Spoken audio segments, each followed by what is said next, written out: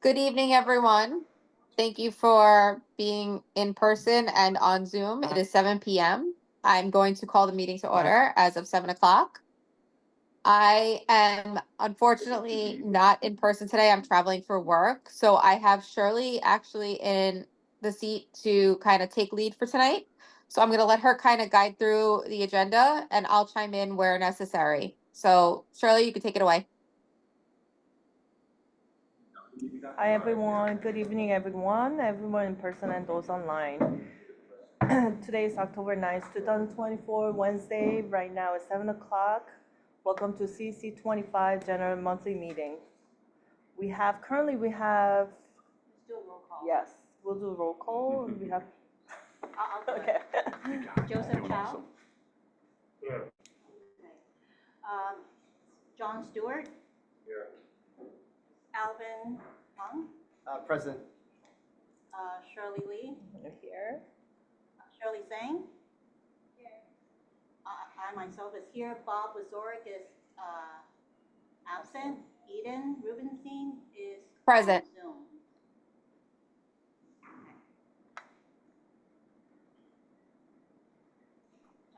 Okay. Moving on.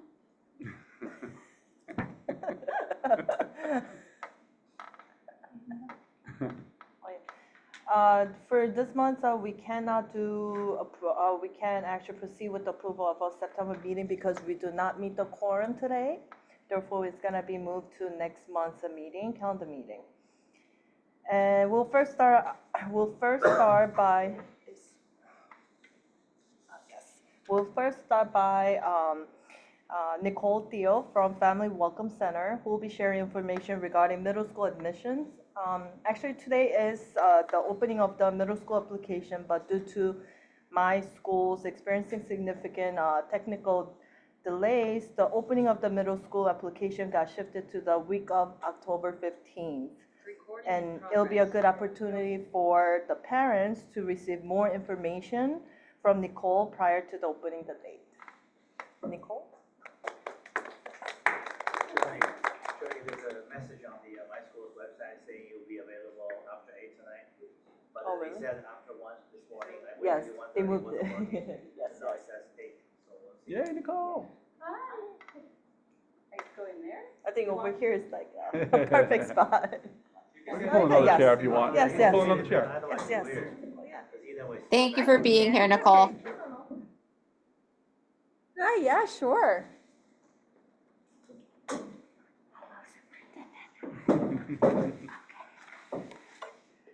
All right, what do I do? What do I do? Just talk. Just talk. Esther will advance your slides. Yes, you can. I'm gonna go help her in a second. Sure. Okay, so, hi, I'm here to talk about the middle school admissions process. So I guess, what do I do? Do I say like next or? Yeah, Esther will do it. We'll advance your slides. You don't have to touch that. They're doing it from back. Oh, okay. They'll advance you. All right, so.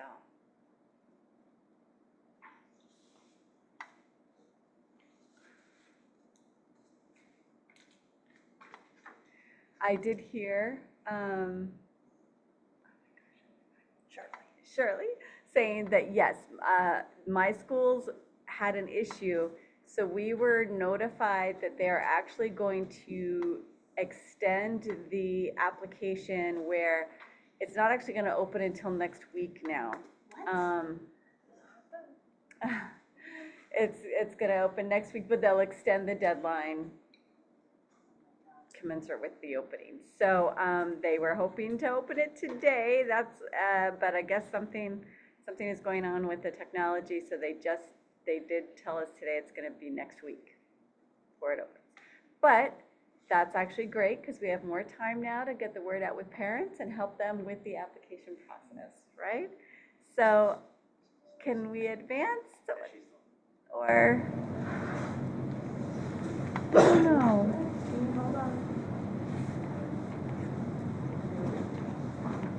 Okay, so just go to the next one. So, because some of the updates. So this year there are more middle school options. So families can actually apply to any New York City middle school. So, and there are no limits to how many programs students can list. All right, so in the past, it was always 12. I think that was the limit. So now you can include as many as you like. So more choices, you can apply all over New York City. Zone priority schools will continue to prioritize zone students. District priority will still have district priority, and then remaining seats will be considered. So what that actually means practically, right, for our middle schools, you know, middle schools are still, middle schoolers are still kids, and a lot of families don't want young children having to travel across, you know, boroughs or across the city to go to middle school. So families will still be able to apply for their local school, but their choices, instead of feeling that, oh, I just need to apply for my zone, or I just need to apply for, you know, the school that's near me in my district, it does open it up. So, and then schools will just have priorities rather than these strict zones to here. But the priorities for middle schoolers will still be zone priority will be first, then district priority, and then if there are seats available during the application process, those remaining seats will be offered for other students who have applied from across New York City, okay? So zoned families don't have to feel like they're going to be edged out, right, by people who aren't in the zone, because the first priority for middle schoolers is the zone priority. Okay, so these dates are a little bit, October 9th is today. It was supposed to open, and that's going to be pushed off a week. So with that being pushed off a week, they said the deadline would also be pushed off. So those dates will be forthcoming. But October 2nd last week, the welcome letters were made available. Something different this year is they weren't really given out. People can get them on their My Schools account. And, you know, if you have a private school or things like that, you can come to the Welcome Center for help. The city's really trying to be ecologically, I think, sound and everything by not having a lot of paper go out that is not necessary. So really everything parents can do for their children's enrollment, admissions, everything can be done on My Schools. So that's really the focus. So that opened up last week. Everyone got their accounts if you already had an account, and most people by the time you're in 5th grade have an account because you applied to kindergarten. A lot of families applied for summer rising. All of that is done through My Schools, so most families did already have a My Schools account. If you don't have a My Schools account, you just go to your school's counselor. They can give you one, and if you can't make it into your school, you can always stop by a Family Welcome Center, and we can help parents get onto their My Schools account. Then you've got your, that's fine. Use your welcome letter, there you go, to set up your My Schools account. And once your My Schools account is set up, you can then browse My Schools. So that's the best way to browse schools. The city no longer puts out those big books that they used to put That was out. my question. Yeah. So no more hard copy? No. Okay. So because someone actually asked me, I know. No, Oh, no more. digital, okay. No more hard copies. However, you can download them. They do have them in the My Schools. If you want to download them yourself, you can do that. But everything, I mean, in the modern age, right, kids, like everybody does things online. I know those hard copies were nice to have. I liked being able to look through them. But all the information, and you can actually get more information and intuitive information because you can just like click filters and things. So it actually, once you get used to My Schools, it's all right. But yeah, so once you create your My Schools account, and you don't actually even have to have a My Schools account to browse schools. You can just go on My Schools and you can browse schools without having an account. All of us here, it's open to the public. You just go on to myschools.nyc, click school directory, and you can browse schools at will. All right? So once you're browsing schools and you do have an account though, you would hit the star. So as you're looking through schools, you're not really looking at, you're not applying to the school building per se, right? You're applying to the programs that are in that school. So a school might have 2, 3, 4, some schools have maybe 8 or 9 or 10 different types of programs in the school. So you want to let families know, or families need to know, to go deeper than just the address of the school, right? So you want to actually look for programs that your child might be interested in.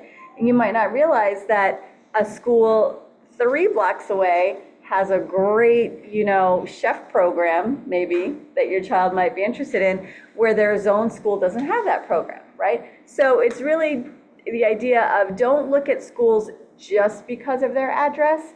You want to go into the school and look at the programs that the school offers, right?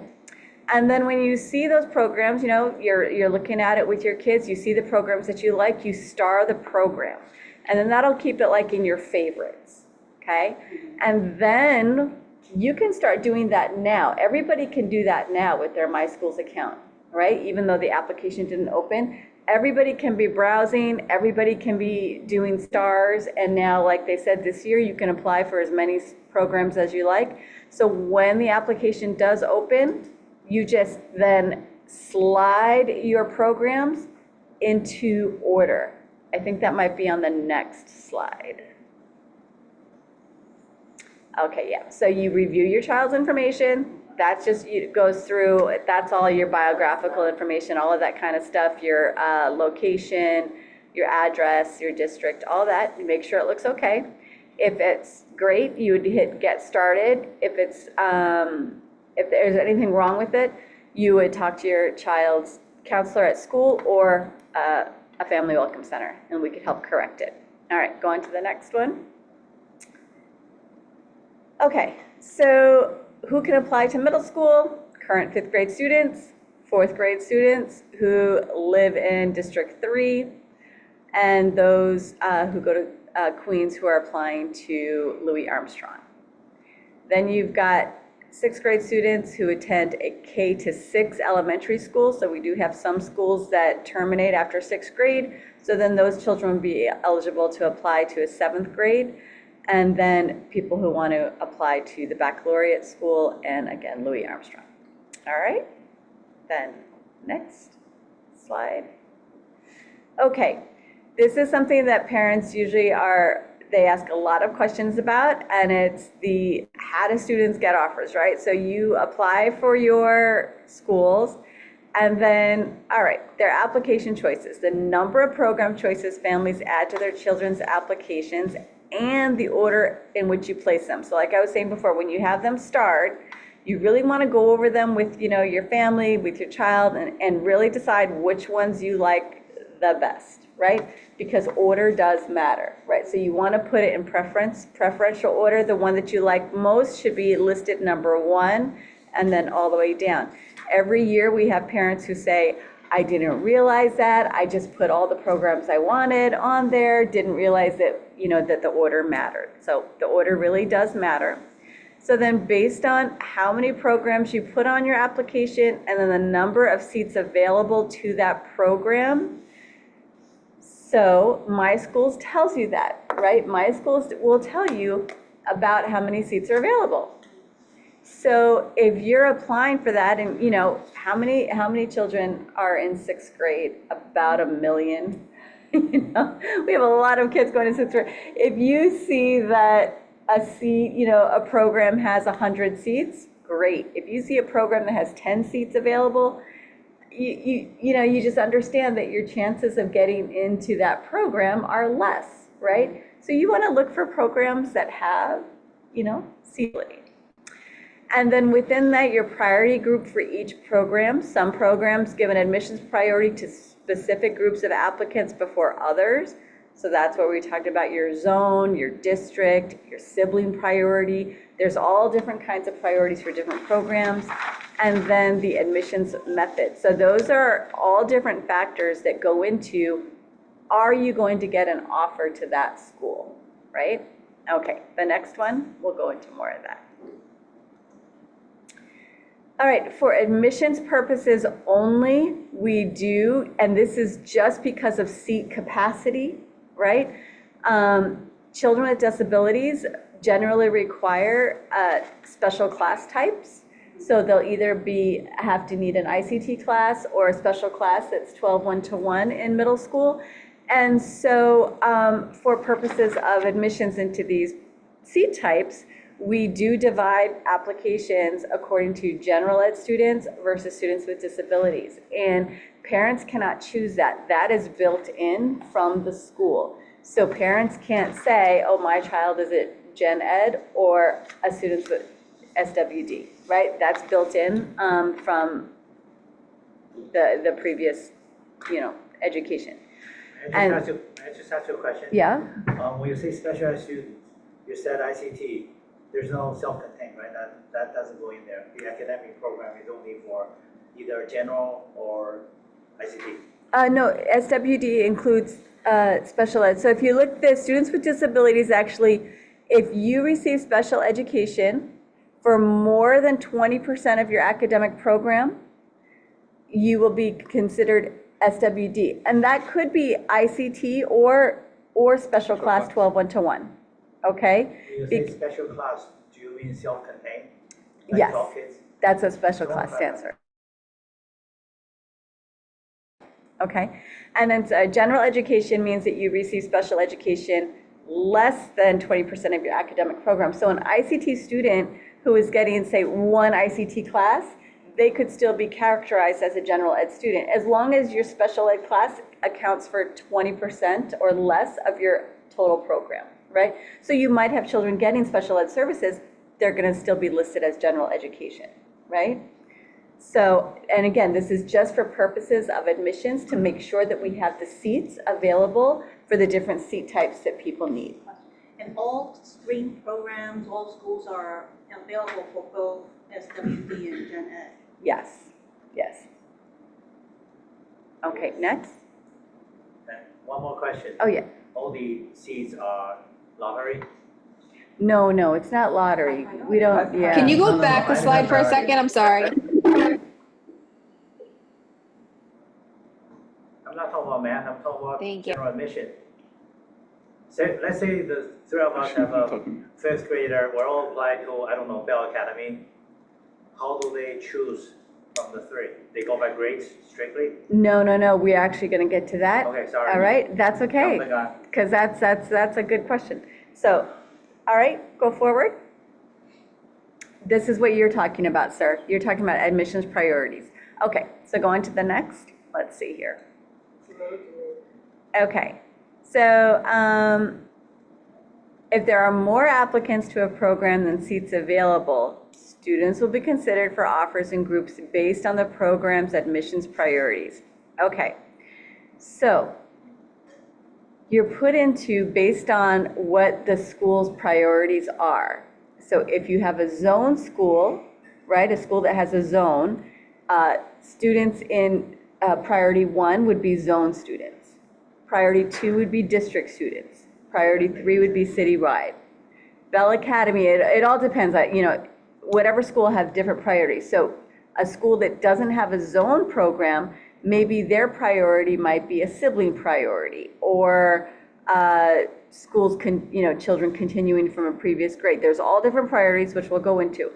But if you look at the example, a zone priority will have zone. All right, we all know what zone means, right? Students do not need to list a program first to keep the same priority to attend a middle school, whether a family ranks at first, third, or last.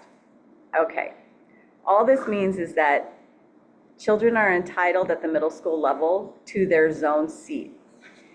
Now, if you want to be considered for your zone school, you should put it on your application, but you don't have to put it first. You should put your all of the schools that you want. So if you want Bell Academy, put that first. If that's your school that you want to go to, you should put that first. Whatever school that you want, whatever program that you want, really, those are the ones you should list first. But you also want to put your zone program on there if there's a chance that you want to attend your zone school. Every year what happens is that, say someone chooses Bell Academy and they don't put their zone school on their application. And then then all the kids' friends get into their zone. And then the child ends up not wanting to go to Bell Academy. But then you didn't put the zone on your school, right? So now by the time you decide you want your zone school, maybe all those seats are filled. And now you'll still be priority, meaning that when a seat becomes available, you'll get into it.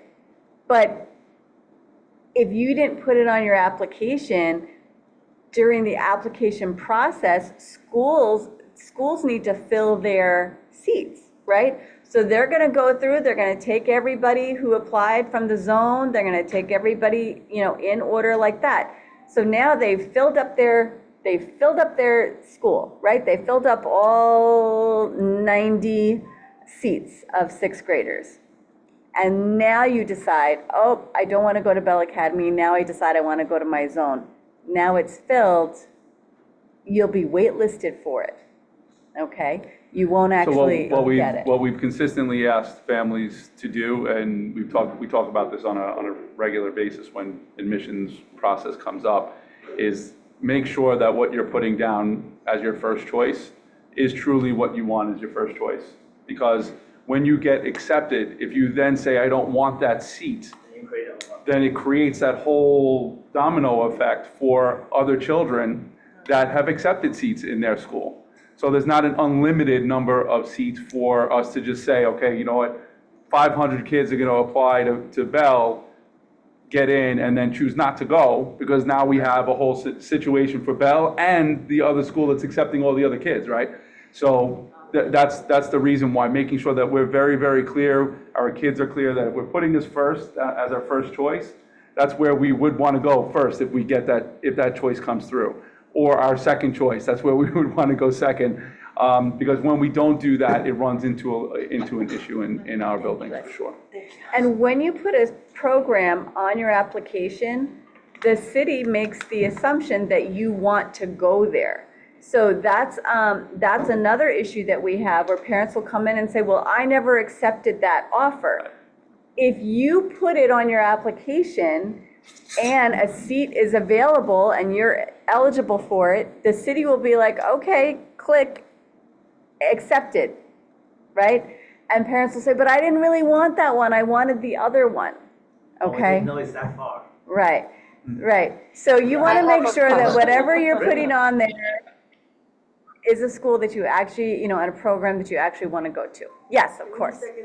So, Yes. yeah, it's me. So what about the schools that they basically have made it clear to families that, like, they say, oh, if you don't put us as your first choice, there's really not a chance of you even getting in? Well, that's really a misnomer. I'm sorry if there are any schools that say that. Schools have no idea what number you put them on. But it makes sense. If more people put the school first, they're more likely to get the seat before someone that put it second or third. Right, Nicole? Well, it all depends on their priority groups, and it all depends on the different criteria. You could put a school first, but if you're not eligible or don't fit into, which we're going to show, there's slides about different priority groups, and that's something with my school, shows you what priority group you're in. So if you put a school as your number one choice, a program as your number one choice, and you see that you're in the third priority group or the second priority group, that might be your first choice, but there are children who have that as their first choice who are in the first priority group. They're going to get that seat before you do, okay? And so My Schools does show you what priority group you're in. So that's a way for you to make a reasoned, rational decision when putting programs on your application. You do want to apply for programs that show that you're in the first priority group. If you apply for a bunch of programs and you're not in the first priority group, you know, when the school So fills maybe up, that's why they say that. well, that's why, yeah, if you really want a school, you should put it first. But just putting a school first Yeah, is doesn't not mean the that you're- guarantee you're doesn't going mean to that get you're it. guaranteed to get And it, you yeah. might not even be in the priority group that would be considered. And so we'll look at that in the next couple of slides. Yeah, and schools shouldn't be saying whether or not you're going to have access to a building, but what should be clear to folks is that if you're putting schools down third or fourth and you're wondering whether or not you'll get in, yes, the likelihood gets diminished because it's further down on one's list. So you reduce the likelihood the more steps you go down from that space. Right, the city, that's what, you do want to put your in preferential order. Yeah. But we want to show you how you want to also look at your priority group. If we could go to the next slide. Okay, so common admissions priorities. So schools will show you on My Schools their priorities. So some schools have a sibling priority and they'll say, we'll put you in the top priority group if you have a sibling already attending this school, right? Sibling priority. Priority to residents of the zone, then they might have a priority to continuing fifth graders. Our schools, for instance, that are K through 6 or 6 to 12, but our K to 6 to, we have a couple of K to 8s, K to 12s, whatever. If you're a continuing fifth grader, you have a priority to that school. Priority to students and residents of the district or borough, and then schools will show you if they have priority to applicants for the free and reduced lunch, right? To up to 50% of the seats. So all of these different priority groups play into where you're going to be. So if you have a sibling at a school, most likely you'll be in priority 1 for a school that has sibling priority, okay? And so you put that school as your number 1 choice, that program as your number 1 choice. They have sibling priority, great. You're gonna be probably well matched to that, right? But you don't have a sibling at the school, you're not in the zone, you're not a continuing fifth grader, you put that school as your number 1 choice, you put that program as your number 1 choice, you're not gonna be in the top priority to get into that program, right? So it's really looking at all of the factors when you're making these decisions. Okay, let's go on to the next slide. Can I just Yeah? have one quick question? On one of the priorities, you're saying that continuing fifth graders. My child right now is going to transition from middle school to high school. The current middle school that she's at, there's also a high school within. I was told I should actually put that school as one of my choices as a fallback. But how fallback do I put that choice back if I would say I went to 12? And I want to put that as a fallback choice. That's a big gamble. That's Top it. 5 or top 10? 2, 3, 4, listen. It's really You get in your any school above preference. that one, Right. you are going to that school. Right. What does your child want, where do they Yeah, want to go? that's the thing. is It's that really your being- preference. It's being strategic around the programs that you believe are most aligned with what your daughter would want to engage in. So if it's not your first school, what's that second one that's on the list where you say, you know what? If I don't get this, this is my next best one. Because and you have to kind of go through that for each one of the schools that you have in mind, that she has in mind with you. And then when you get to that place where, you know what, if it's beyond these 5, I am good with coming back to where I currently am. And I think that's a big decision to make as a as a parent, because otherwise, like the whole idea of I'm going to apply to this one, but if I don't get it, I can still go back to that one. Right. It creates that difficulty where that might then take away a seat from another child who wants to go there as their first choice. So that's why we encourage families choose the schools really, really wisely, especially in the high school space, because there's just this wealth of programs that vary from school to school based on what your daughter's looking to get involved in. But let's look at these slides actually will kind of help show that, right? So this is an example. The Chambers Street School has 8 available seats, okay? They have 3 priority groups. And remember, all of this is on My Schools for parents to look at. The 3 priority groups that they're looking at are, number 1, if the student lives in the middle school zone. The students and residents of the district would be 2, and then 3 New York City residents. Okay, 11 students applied for these 8 available seats. So now, what are we gonna do? Go to the next slide. Okay, priority group 1. The applicants in priority group 1 are considered. There are 4 of them. So 4 of the 11 people were zoned, right, in this example. So all priority 1 applicants get a seat. Great. Then you go to priority group 2. Those are the people that live in the district, all right? And out of the people that live in the district, let's see, 4 seats remain, and there are only 3 applicants, so all of them get offers, okay? That goes to group 3. Finally, the applicants in priority group 3 are considered for offers. Only 1 seat is left, though, all right? So then, within that priority group 3, all of those people will be given a random number, and then based on that random number, that last seat will be given to that person in priority group 3. Okay? May I ask you a question? Yeah. Suppose you have 8 seats. Between group 1, priority 1 and 2, we have 9 students. So who's the unlucky student? How do they decide who the unlucky student? So again, say they had 9 in priority group 1 and 2. They would assign random numbers for priority group 2. So it's a lottery, basically. After the priorities are met. I mean, it's not really a lottery. It's just it's assigning random numbers. They're not placing you in a order within a priority group. It's random. When they assign you a number, we were at a meeting for high school. Random number have anything to do with the application. What did you say?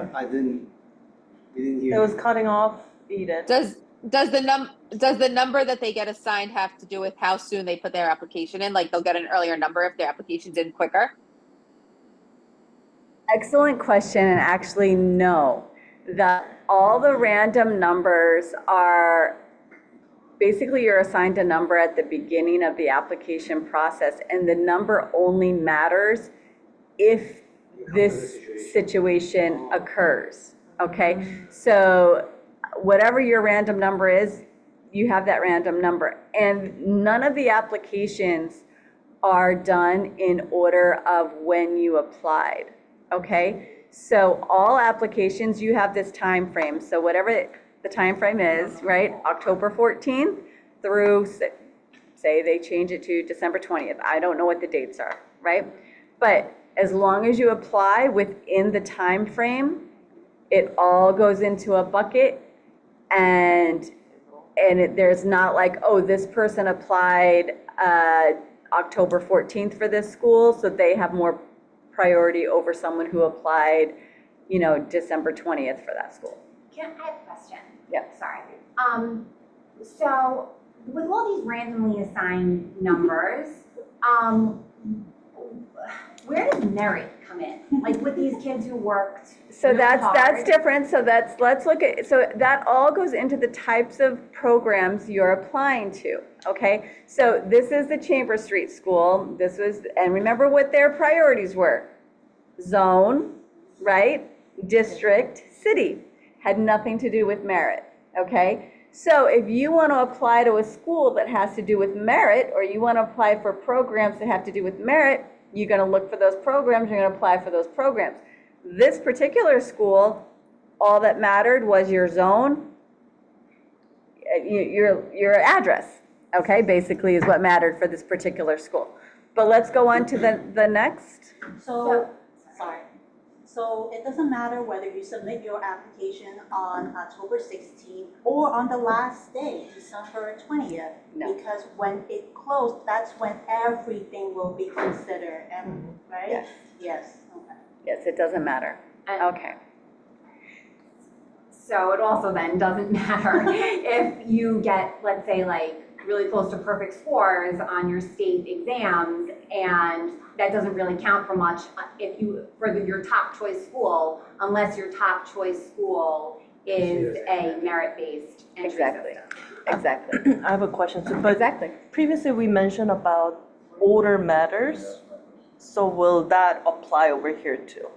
Remember when we applied? No, your preference, okay? Yes. But not the date that you submit your application. So it's your preference, but let's talk about that again. So say your preference, right, is Bell Academy, all right?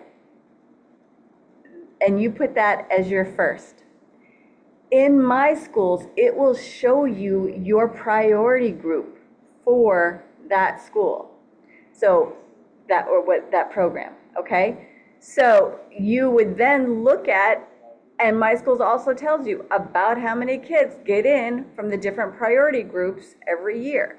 So you can have a pretty good idea of if you'll be able to get in based on the priority group that you are for the program that you applied to, okay? And remember, it is random, and the system is done, like, it's done through AI. There is not a physical person sitting there going, you know what? I'm gonna pick him because I know he really wants this school more than that person, right? There's not a physical person doing that. People apply, that's why you apply through my schools, and everything is done through the computer and through your priority groups and through all of that. Right, there's not, and they do that so that there's no preferential treatment given to anybody. No one receives favoritism through the application process. How does Right. The order of preference that you have for this particular school, how does that play into the randomized? Okay, so you really want to go to a particular program, you're going to put, that's your heart is set on it, it's number one. And you happen to be in the top priority group. You see that. So great. That now increases your chances of getting into that school because you have put it first, and your priority for that is number one. But how does it increase it based on what you're showing us? Say it was your top choice, but you put it 5, okay? And then there's 4 schools above that. And say those 4 schools above that, you're also in the first priority group. The city, again, it's a computer thing. The city's gonna say, oh, okay, he had these 5 choices. This one over here was number 1. He's eligible for it. There's got a seat, we're gonna give him that. So putting it lower could exclude you from the school, but putting it like number 1 doesn't help you get into this. Like it doesn't weigh anything with the random number. It just shows the city what your preference is. Right, but when you get to the third, I think I know the answer to this, but when you get to like, in this example, right, when you get to the third priority and there's like 5 people for 1 spot, the people that ranked at number 1 don't have any priority over the people that ranked at like 10. In that group, when they're about signing the number. Right? So once you get to the third priority, again, it goes, if you ranked at number 1, but you're in the third priority group, you're absolutely right? Because once you get to the third priority group, you're ranked within your you're given those random numbers within your priority group. But even if there was more people that in the first priority that applied, it would still end up at a randomized number, and that wouldn't take into consideration how high you ranked. But if you don't rank it high enough, you could be excluded because you get into another school instead, right? Right. Yeah. Right. Okay, so if we just look at this for a second. May I just Yep. ask one question? So like in my situation, right? If I put Bell Academy third, I put 194 first, 185 which are those for second, Bell Academy third, my child is going to go 185. Correct. Most likely, yes. Most likely. So now, I was under the impression if it was zone school, if I don't, No, I do 100% not go. yes. 100% you're going to your zone school. Right. So if I don't apply at all, my child is not going to school in the fall? It's not that your No, child, That's actually good, that goes with the question you got in the chat. I highlighted it for you. I can't see. Yeah, I only apply to one middle Can I school. add So something to that then, question- Joe? What Yeah. happens if you put Bell Academy as number 1 and then put your zone school as number 2 and 3? Okay, so. And I then can- if Bell accepts his child, We're not going to go to the zone school. then the zone school will actually not give you a response then, right? Correct. You But get one offer. I mean, the offer is being given to him for Bell Academy. So And the city will that's accept what- it. Remember how I that's said, what like- you're being given Because your I'm your showing you first my preference. experience, my No, child I'm talking chose. about high school, I know high school piece very well. No, I know, middle school. I'm sharing my experience. The school that my child wanted to go to, I put as number 1. And then the other schools I put was the local zone school. Thank goodness she got accepted to her first choice. But then I never got the second or third offer. well, because you wouldn't, because she got Because you already got accepted. Because you accepted it. First choice. You already got accepted. So put your We're not first gonna give choice. you, we're not gonna give you 3 offers and then choose from. Okay. So here's my preference number 1. If you're getting accepted into preference number 1, you're gonna get an offer for that school. They're not gonna say, okay, you know what, here's your first choice, here's an offer, but here's choices 2, 3, 4, 5, here's another offer. And again, There's no way, Right. there's no way that the system can function that way. They only give you a choice, if you take the specialized high school exam, they'll say you got in Bronx science and blah. So you have a choice, and there's a deadline you have to. Well, there's 2 different applications. If you also. apply, no, if you apply to go to a specialized high school, Uh-huh. you also apply to go to regular school, right? So if you get into specialized high school, they'll say your child got into Bronx science and blah. So you can choose Bronx science or blah. Oh, now That's that, the only case they give you 2 schools. now that this question arises another question. So Agree. there's a audition school, I believe, Frank, what was the music school? I'm sorry. Frank Sinatra? Yes. Mhm. If the child gets accepted to that school and also get accepted to the, so just like that, does For high the school, you child- can have 3. High school actually has 3. You could be accepted to an audition school, a Shazat school, right? A specialized high school, or a regular path.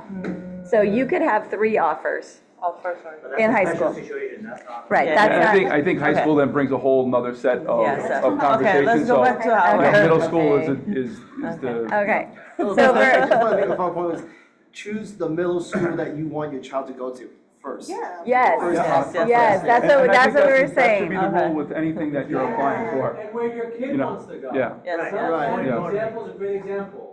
Kids My get into kid doesn't Bell, know. and then they're like, well, all my friends are going to our zone school in 85. Can I go to my And they zone want- school? now they wanna And go that's to the problem, 85, And now the zone school's full. Right. So ask your kids where they wanna go. Yeah. Also, you don't want to put out It's a so good many rule of thumb. programs because, God forbid, if you put a program here and want to go, one of these schools takes you, you're not going to that program, you're going to one of those. So put them down very carefully.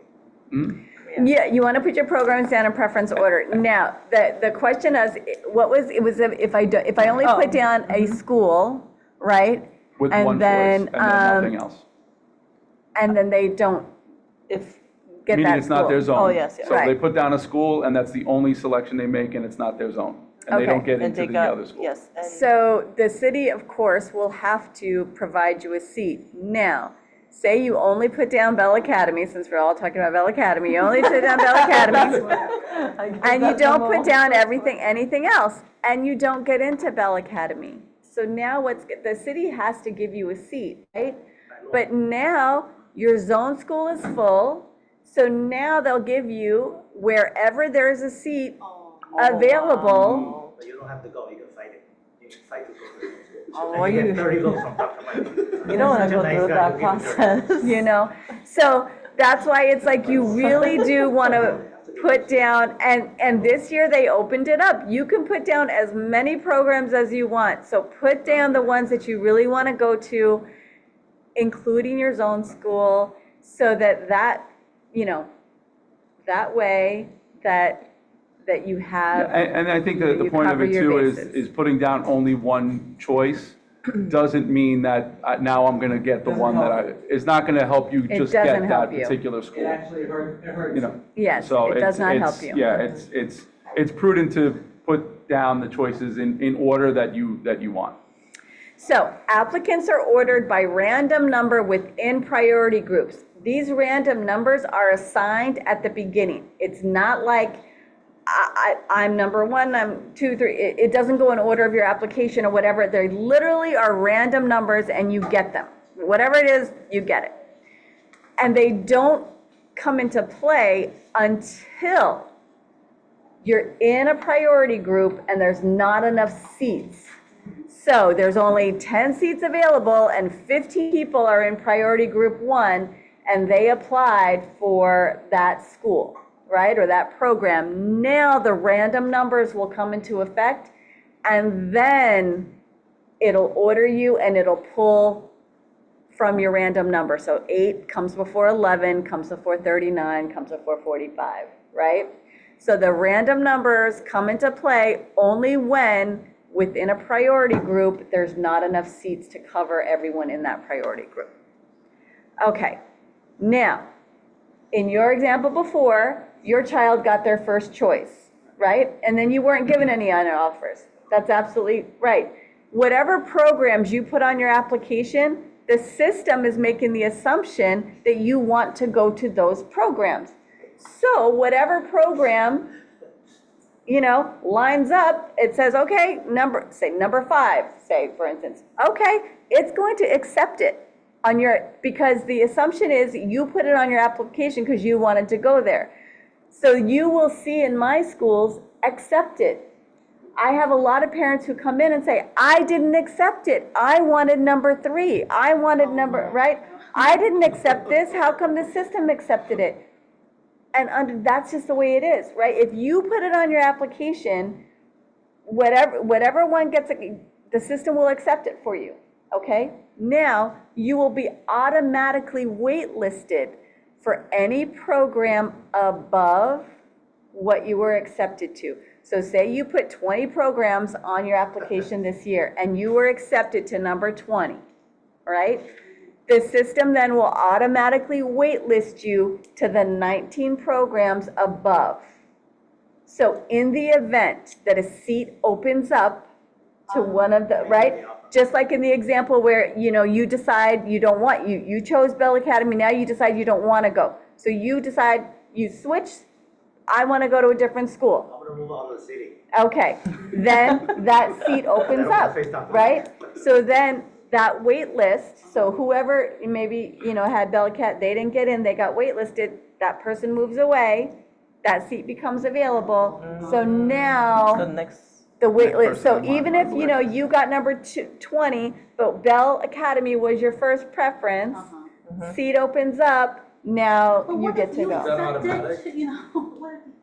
It doesn't matter if you've accepted. During the application process, you have number 20, right? Now, it doesn't preclude you from choosing a different school that becomes available to you. So now, after that application process, your number 10 school becomes available. And you're like, you know what? I'd rather go to my number 10 school than the number 20. I'm going to accept it. You click on my schools, accept. So you're still on the wait list for now your top 9, right? Because now you accepted your 10, you were at 20, now you accepted your 10, you can still be on the wait list for your top 9. Wait lists don't close until usually the second week of September. So you have until like the second. There's lots of fluctuation that happens at the beginning of the year. Some people move. Right? Yeah, so what looks like a seat that's occupied at the beginning of the year turns out not to be because someone did move. And it makes that seat available so that families have an opportunity to then, from the wait list be accepted into a different program, should it be available. Will there ever be a situation where you have a wait list? You don't have to accept it. But once you've accepted, so say you accept number 10, right? And then number 5 gives you an offer. And then you decide, you know what, I thought I wanted number 5, but my child doesn't want to go there anymore. They've got actually friends going to number 10. You don't have to accept the offer. What if you get accepted to 10, a seat opens up at 9, and you accept that, and then a seat opens up at 5, you still accept that, or you Yes. just, okay. Yeah, you don't have to, but you can until the wait list ends. Right? And schools, after the applications, after the schools come out, I forget what the date is, I think it's April, where you get your school offers. Between when the offers come out and the wait lists end, there is nothing the enrollment office can do, and this is something that parents really need to understand. There's nothing we can do to bypass the wait list process. So parents come in all the time. We're so busy the week after, week after offers come out, because parents are like, I didn't get the school that I wanted, I didn't get my number one choice, I got this, I wanted that, da-da-da. There's nothing we can do. You have to stay on the wait list and see if you get picked from the wait list. May I interpret what you said? Yes. Please do not come to the family welcome center. Just wait. Listen. To the second week of September. Yeah, you're welcome to come, just if you want to have a nice conversation and for us to explain it to you. But we feel bad because people come and then there's a lot of frustration and there's really nothing we can do. And then, people took the day off or whatever, so, I have another question about the merit-based placement. We're actually getting to that. We are? Yep, Okay, with so the then I'll admissions leave. methods. Okay, Okay. go to the next one. So now we have our admissions methods. Okay, so we've got zone priority. That's the basic one that just relies on your address. Then you have open admissions, screened admissions. That's what you're talking about with your, merit-based programs. Then you have your auditions. Those are for your performance-based. Then you have a language criteria. So those are our 5 different admissions methods for most New York City schools, all right? So when you're applying to schools, if you're applying to programs who are zoned, well, the priority is the zone, right? If you're applying to screened, that's where the merit comes in. And the schools tell you, right? There are programs even within zone schools, for instance, right? I'm just thinking high school at this moment, but Thomas Edison High School, okay?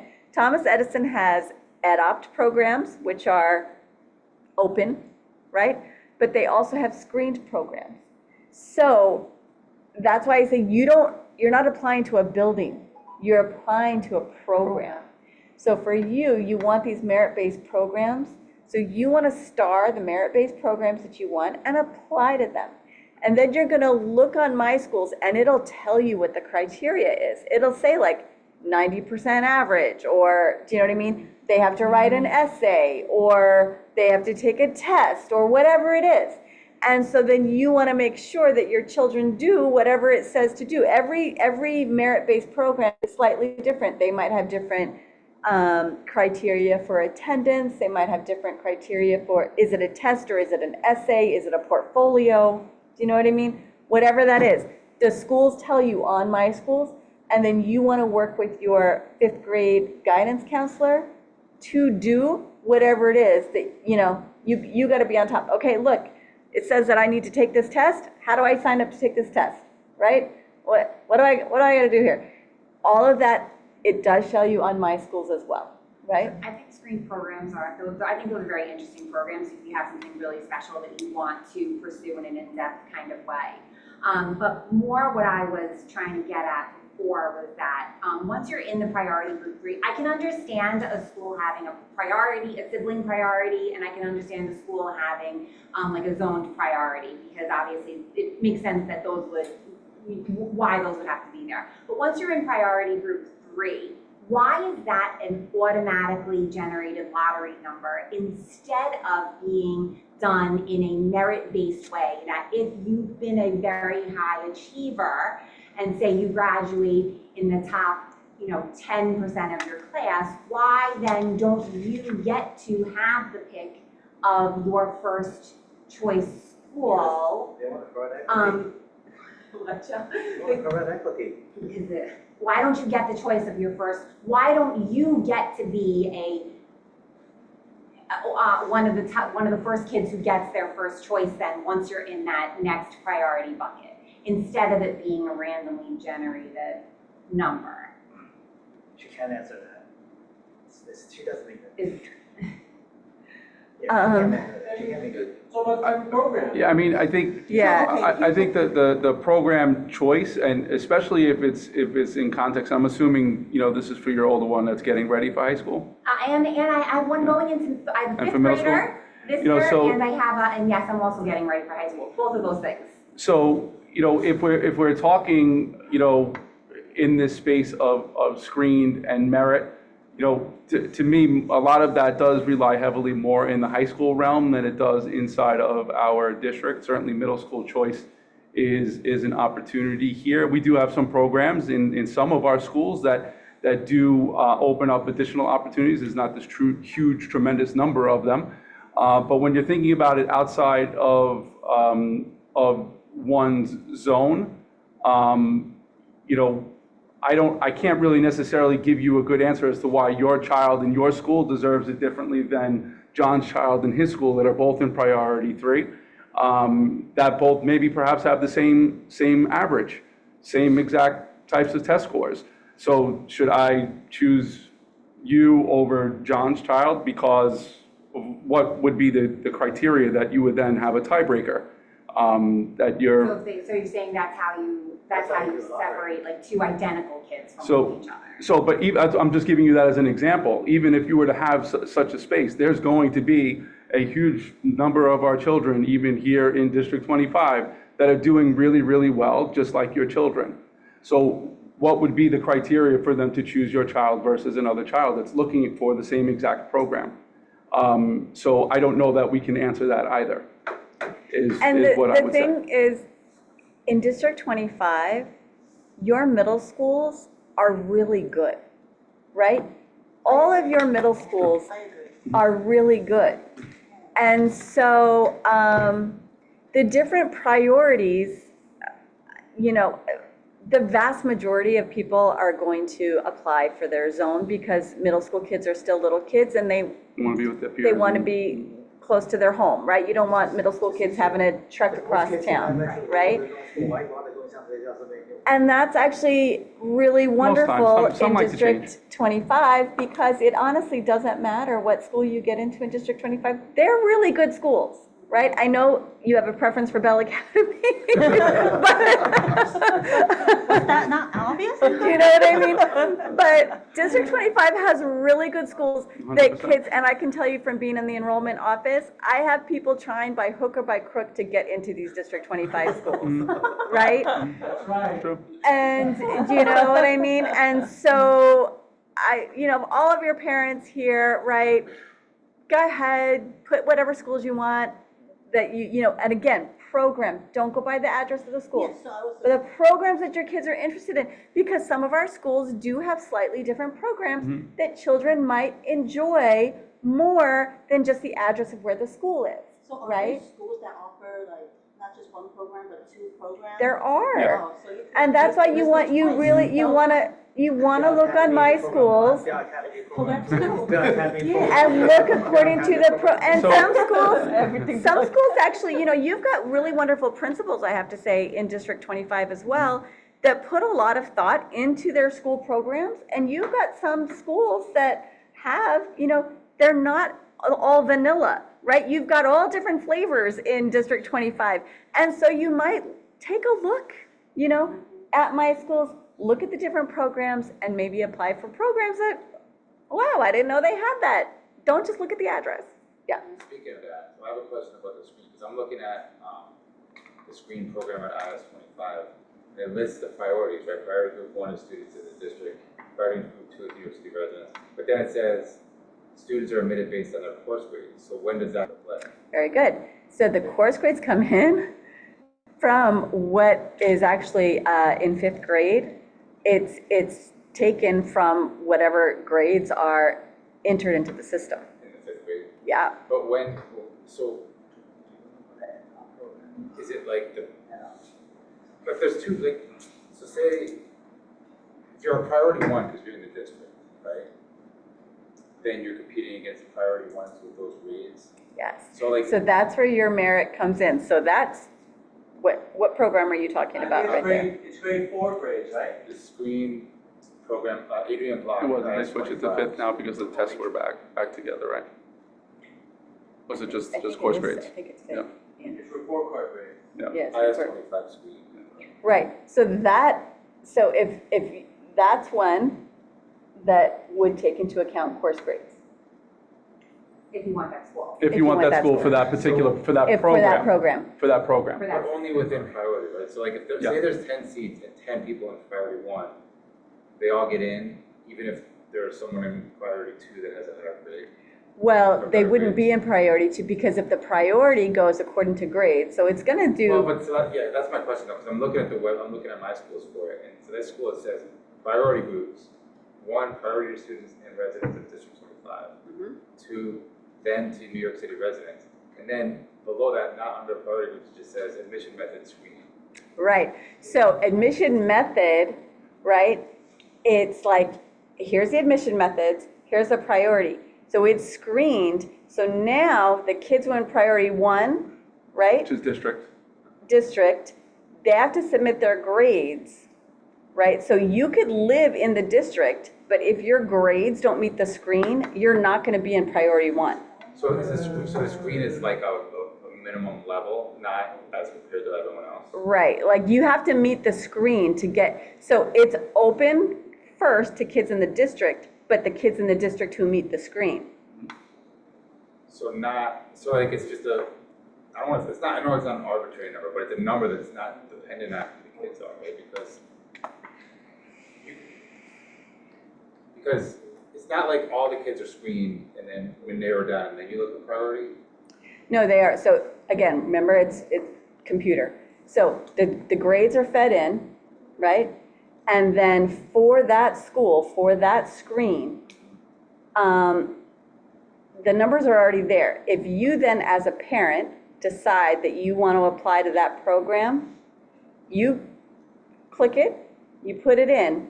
My schools already has done the calculations, and it'll tell you what priority group you're in. But that calculation is not dependent on who's applying, it's just a number that's set, that if they meet this standard of score, then they're eligible. If you meet the screen and you're in that, if you meet the screen and you live in district, you'll be in priority group 1. If you don't meet the screen and you live in district, you will not be in priority group 1. No.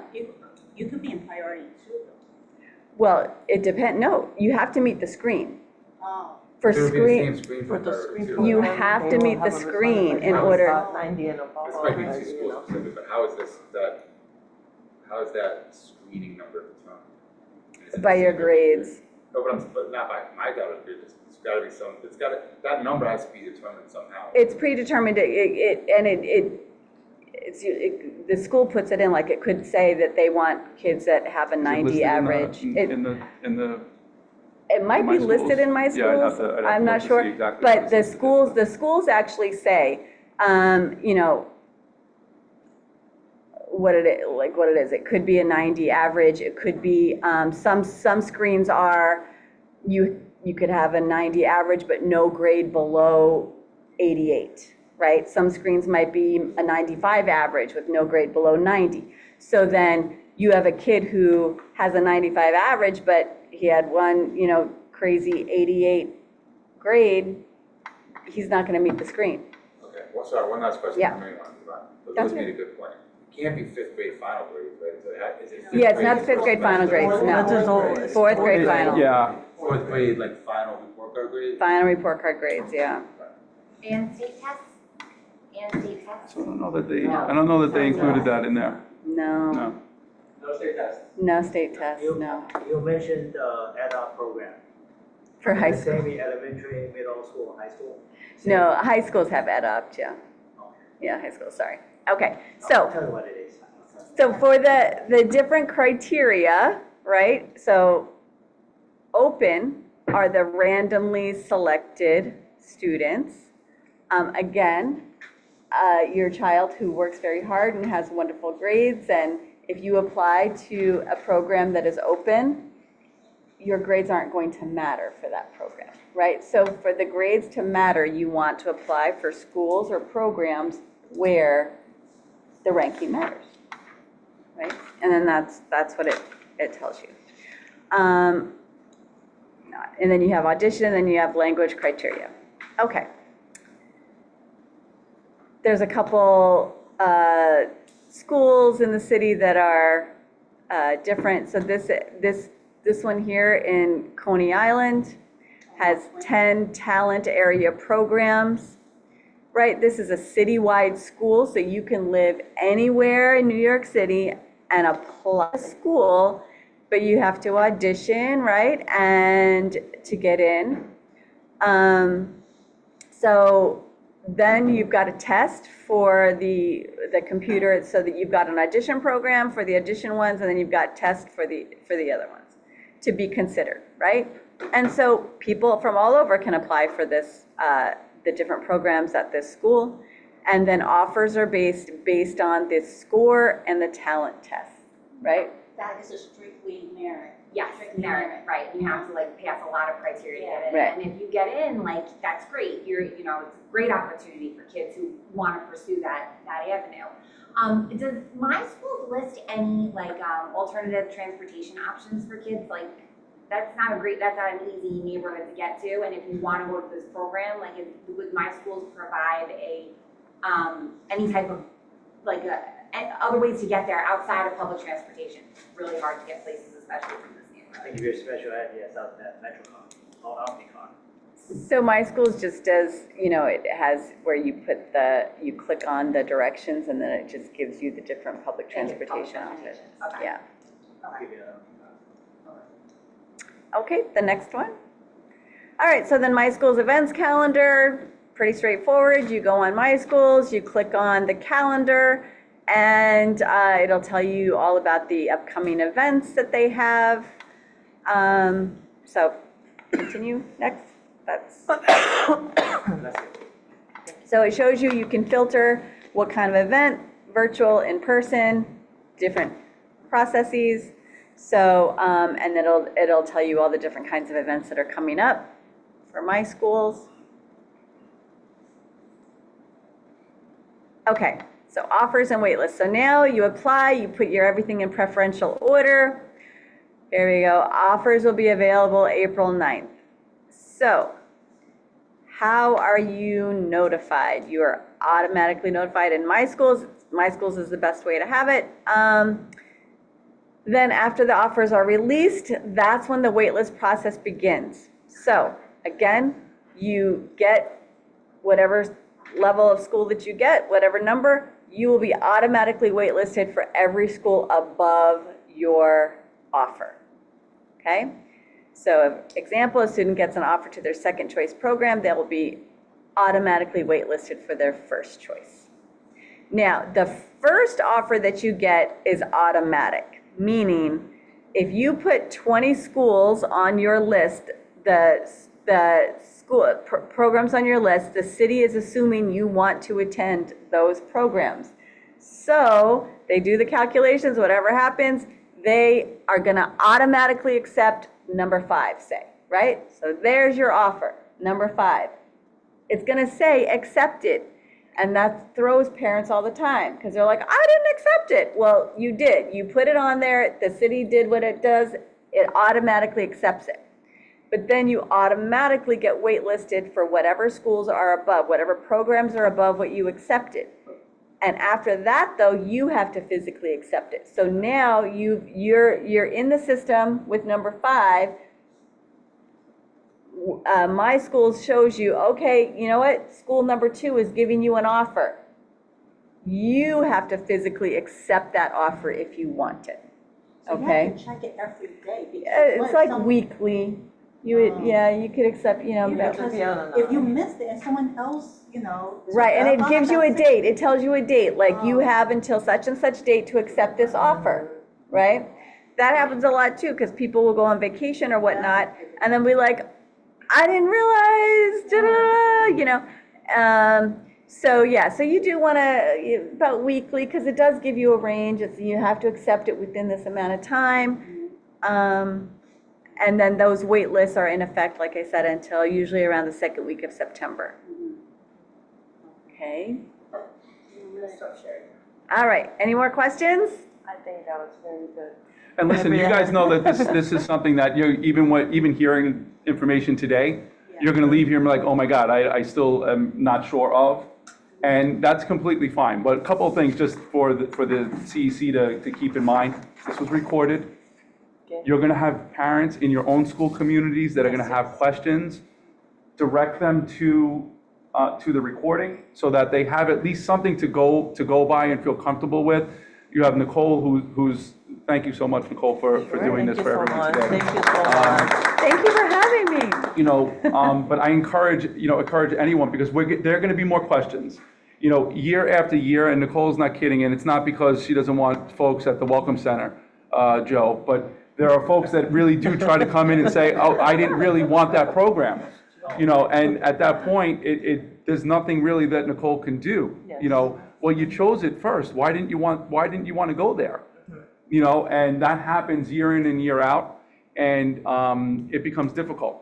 You know, let's be very sure with our kids where we want to go, and put that in that order as best we can, so that your kids get into the school that they are looking to be in. And be realistic. When you do that, thank you, Dr. Mike. When you do that, look at your priority group. So if you're sitting with your child and your child is telling you, I have my heart set on 185, whatever, and you go in and you look and you're like, oh, you're priority group number 3, let your child know that's not a good chance that there's a very slim chance that you're probably going to get that offer. So let's look at some others, right? A strong application, you want to apply for some programs that you're in priority group 1. Right? If you're applying for all programs that you're in priority group 3, you're kind of setting your child up for a lot of disappointment. And one of the things that I'll make sure that I add in every one of my future reports will be that information around what are the deadlines, when are those moments coming throughout the year, like I did last year. Because if more questions come up at that time, and I need to phone a friend and say, Nicole, you know what, there's still some misunderstandings about this. You know, maybe perhaps we can reconnect if it's necessary moving forward down the line. But hopefully the presentation today and the recording will be helpful for anyone that might need more info moving forward. And I did have a handout. I know you guys can't see it there, but maybe they can digitally. These links on here. So it's the middle school webpage, which gives you the virtual admissions event, how to find your school, the My Schools, but the wonderful admissions guide that we no longer print out, this is the link to get it. Okay. So. I have one more question, and I apologize if I missed it because I was late. Is there going to be PIN numbers this year that they'll need? Like they needed 2 years ago, they need like an identification number to put into the. You do need a code if you if you don't have an account. If you already have, you already have it. Yeah. So it's just reactivating it if you know. It's just, I just need to go into My Schools. You just go into My Schools and log on. Starting next week though. Yeah. They send you like No, you can go on welcome. now to start looking at programs Okay. and You favorite. can't do the application yet. I'm Yeah. reading all over the Yeah. Right. You can go into My Schools now. You just can't open the application yet. Who's having open houses and when, if they Yes. posted it already. There's All a lot of that is on My information Schools. into Yes. And if you sign in, it will show you your child what priority group they're in. Thank you. Okay. Thank you so much. Thank you. Thank you for having me. Thank you so much. I'll go a little faster. Moving forward, we have Nathan Yakovo from the FACE Administration of Special Education. Nathan has been consistently supporting us with the special education presentations. So I'll give you the mic. Yeah, Nathan. Thank you. All right, good evening, everyone. I'll be spending a few minutes speaking about the IEP process for families. I did present this, like you mentioned, last year as well. You can feel free to share this, use this and share this as a resource, these slides. I just want to note that this is an overview of the process and it's not a comprehensive guide, but I just put together a few important points to get everybody started. Who's doing my slides? Slide? Oh, they're trying to put it up. Okay, You know what, I can probably open up. I'll get it. all right. In the meantime, okay, just again, there's a slide with my information on it. I'm Nathan Yakovo, I'm the Administrator of Special Education for District 25. My contact information is on the second slide that we're gonna put up right now, and you can feel free to reach out to me with any questions or concerns you may have regarding special education evaluations, services, placement, assistive technology, anything that falls under that. Esther, Esther, you need to grant me access to share.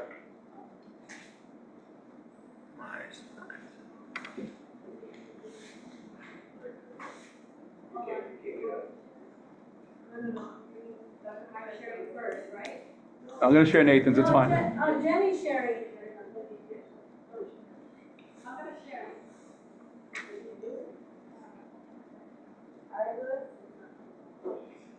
Bye, Nicole.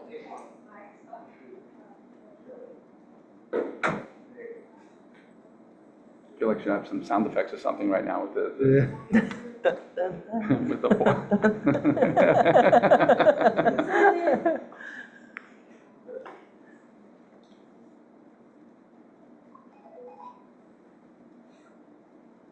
James Bond music. Okay, should be good. Okay, Yes. thank you, Dr. Mike. Oh, that's true.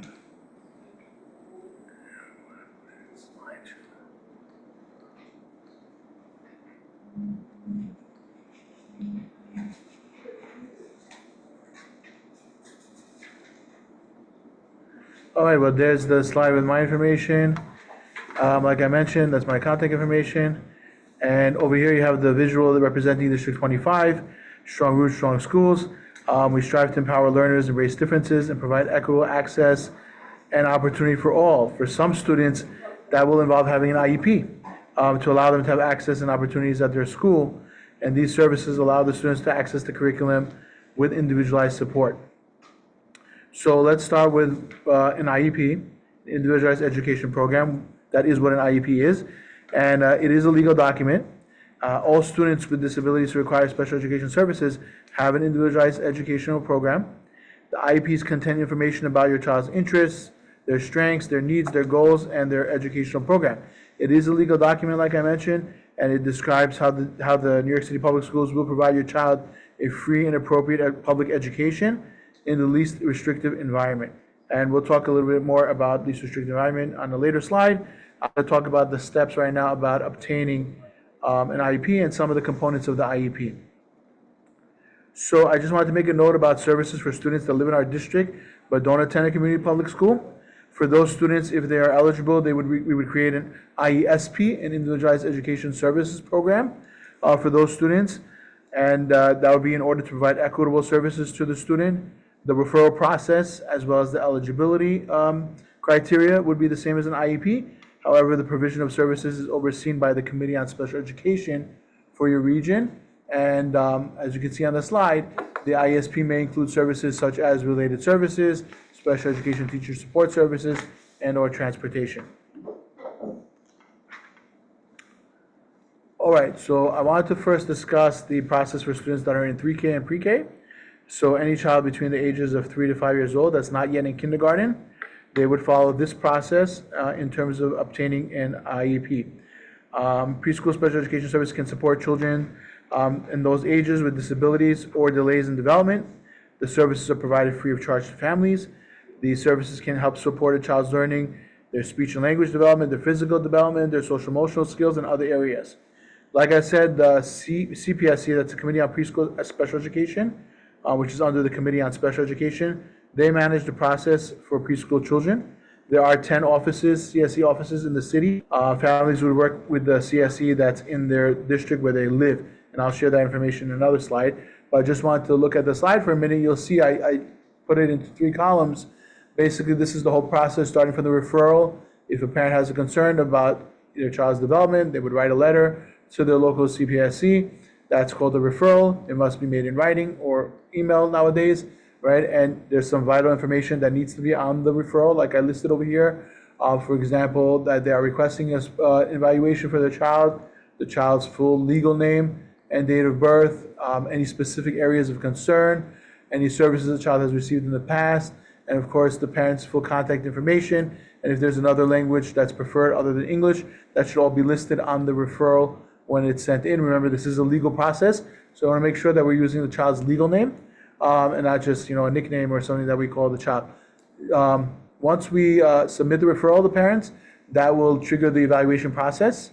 And so you see the second column after the referral is made, the parent would receive a referral packet from the CSE, from the CPSE, which would include a notice that the referral was received, a list of evaluation sites that are contracted and able to provide the evaluations, a consent for initial evaluation form. The parent will have to consent to the evaluation, and information about their rights, as well as a medical form. All of that will be needed to be submitted prior to the evaluation started. I just want to mention that this process, like I said, the parents would receive a list of agencies that can provide the service. This is a heavily parent-driven process at this age, so it's important for parents to take the initiative once they receive that packet to go and find an agency that they choose. We can't require them to use an agency. It's really the parent's choice. Obviously, I'm here to help. If the parents need any help with that, the schools can help, the CSC can help along the process, but we really need the parent to take the initiative to get that started. The final step in that process would be the IEP meeting, and that's the third column. So after the evaluations are complete, a meeting will be held. Bless you. At the meeting, the team will review the evaluation results. They'll share and learn more about the child. They'll determine if the child is eligible for preschool special education services. And after the meeting, the CPSC will arrange for the services to be provided at no charge to the parent. Services will not begin unless the parent gives consent again to initiate services. So there's two consents. There's one is to have your child evaluated, and one is not. Now that after you've evaluated, you heard what the recommendation is, we cannot start services until the parent consents to that as well.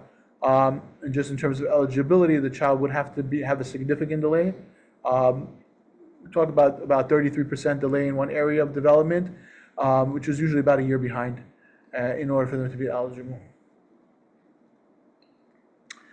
This is the contact information for CPSC CSE 3.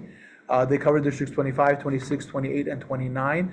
Obviously, most of our parents would be in that district, so that's why I put it over here. There's an email address for both their preschool students and families of school-age children. Like I mentioned before, those students who might have an IESP if they're attending a non-public school, so they would be reaching out to the CSE inbox. And then there's the address as well. Parents are able to walk in or email or walk in and drop off the referrals.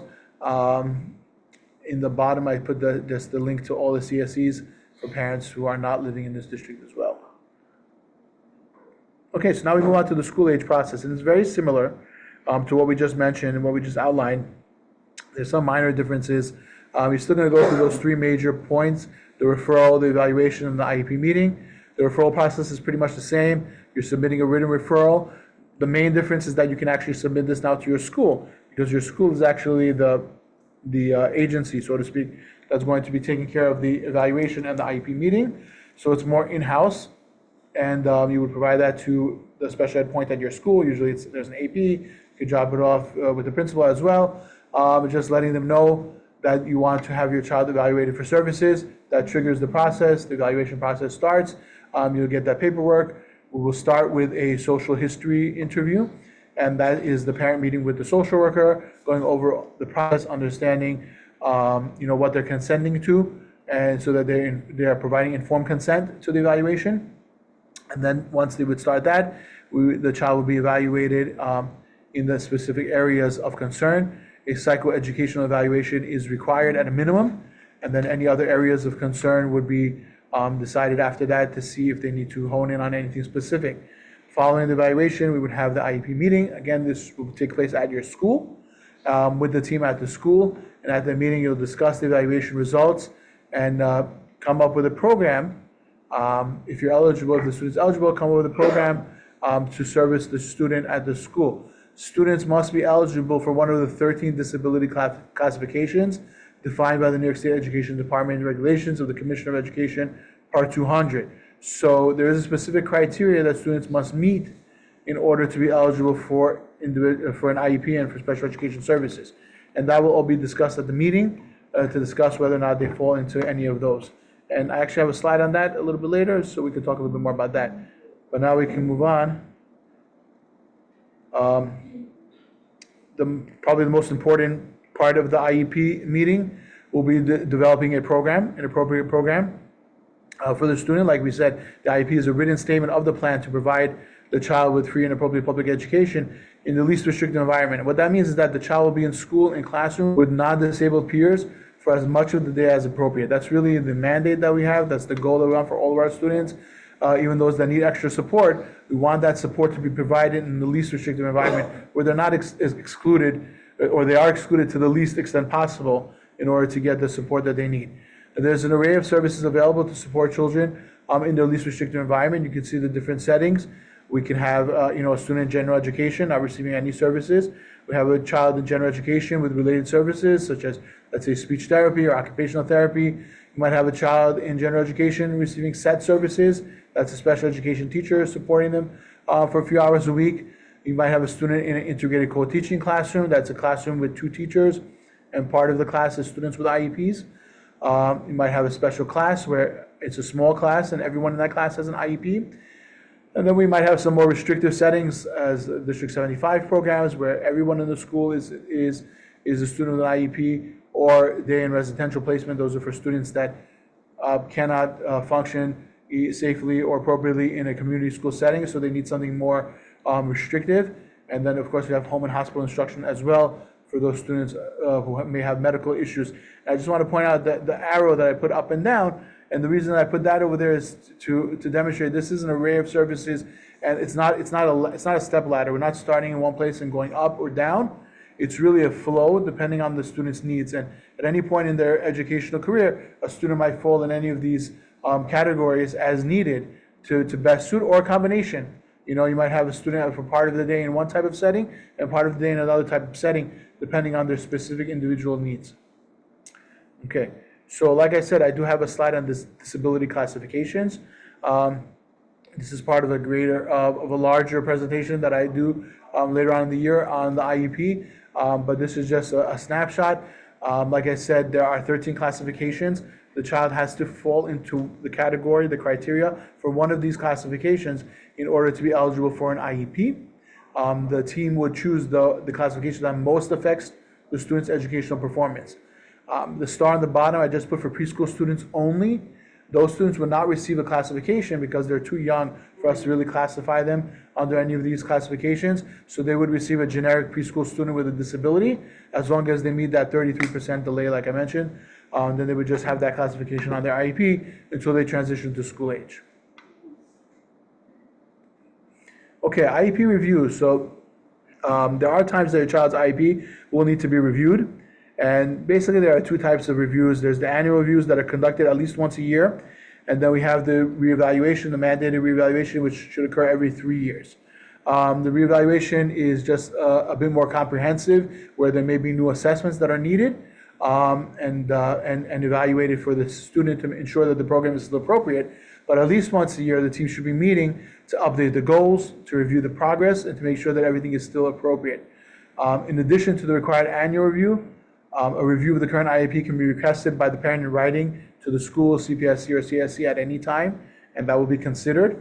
And also, a reevaluation can also be requested by the parent or by school staff if they feel that there's something that needs to be addressed, either added or removed in terms of the student's needs. Okay, next slide. We're moving on to assistive technology. Another service that may be recommended as part of the IEP is assistive technology. As you can see on the slide, assistive technology can help students communicate with teachers and classmates, do their schoolwork, participate in school programs and activities. Obviously, there's a range of devices and supports depending on the need of the student. They're commonly described as low-tech, mid-tech, or high-tech. And an AT evaluation would determine the type of tool best able to support the child at school. And low-tech could be something like as simple as some picture cards or a chart on the table for the student to follow along or to communicate, as far ahead as a high-tech device where they're actually using a communication device where they're clicking on buttons that could actually communicate for a nonverbal student. For an assistive technology evaluation, the parent would have to rest that, or the team. It's not standard, but it can be considered at any time. It can be considered in the beginning of the evaluation process or any time later on during the child's education. We would just need to put in this information in terms of what we're requesting. There will need to be consent again from the parent for this specific type of evaluation. It is a very specific evaluation. It's done by usually we have a central team that can do that. Sometimes for certain recommendations, the school-based team would do it, but for more, I'd say more complicated cases, we have the Center for Assistive Technology from the New York City Public Schools central team that would come out and evaluate the student to determine what's the best recommendation to make for the child. Sometimes there'll be a trial period with the device, and sometimes there'll be an outright recommendation. Again, this device is provided free of charge to the student once it's put on their IEP. It would go back and forth with the student to home and school, because we want the child obviously to be able to communicate in all types of environments, and want the parents to be working with the child as well at home. An additional service that we might want to consider an evaluation that we might want to consider when we're talking about an IEP for a student is behavioral supports. There are obviously different levels of behavior support that can be provided for a child in school. One level of support is to develop a behavior intervention plan. As you can see on the slide, this is a clear written plan outlining the data that's gathered from the functional behavior assessment, which is the evaluation that we do first to develop that information. So if actually we jump to the first box, the functional behavior assessment, that's a data tool that's used to determine the need for behavior supports based on the frequency and the duration of the behaviors, the antecedents, meaning what's happening before the behavior, and the responses to interventions that we've already put into place. How is the student responding to our intervention, to this behavior? One person, usually the school psychologist at the school, would develop the functional behavior assessment.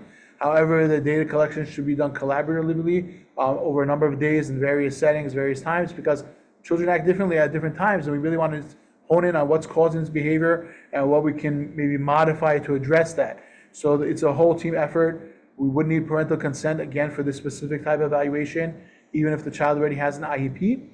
And we definitely want the parent to be a strong partner in this process, because there's things that the parent can bring to the table in terms of their child's behavior, what might work, what doesn't work, don't try this with my child, things like that. And then, like I said, we would develop the behavior intervention plan, and it would include 5 elements: prevention, instruction, positive consequences for alternative appropriate behavior, responses to inappropriate behavior, and progress monitoring of the interventions that we're doing to see what's working and what's not working.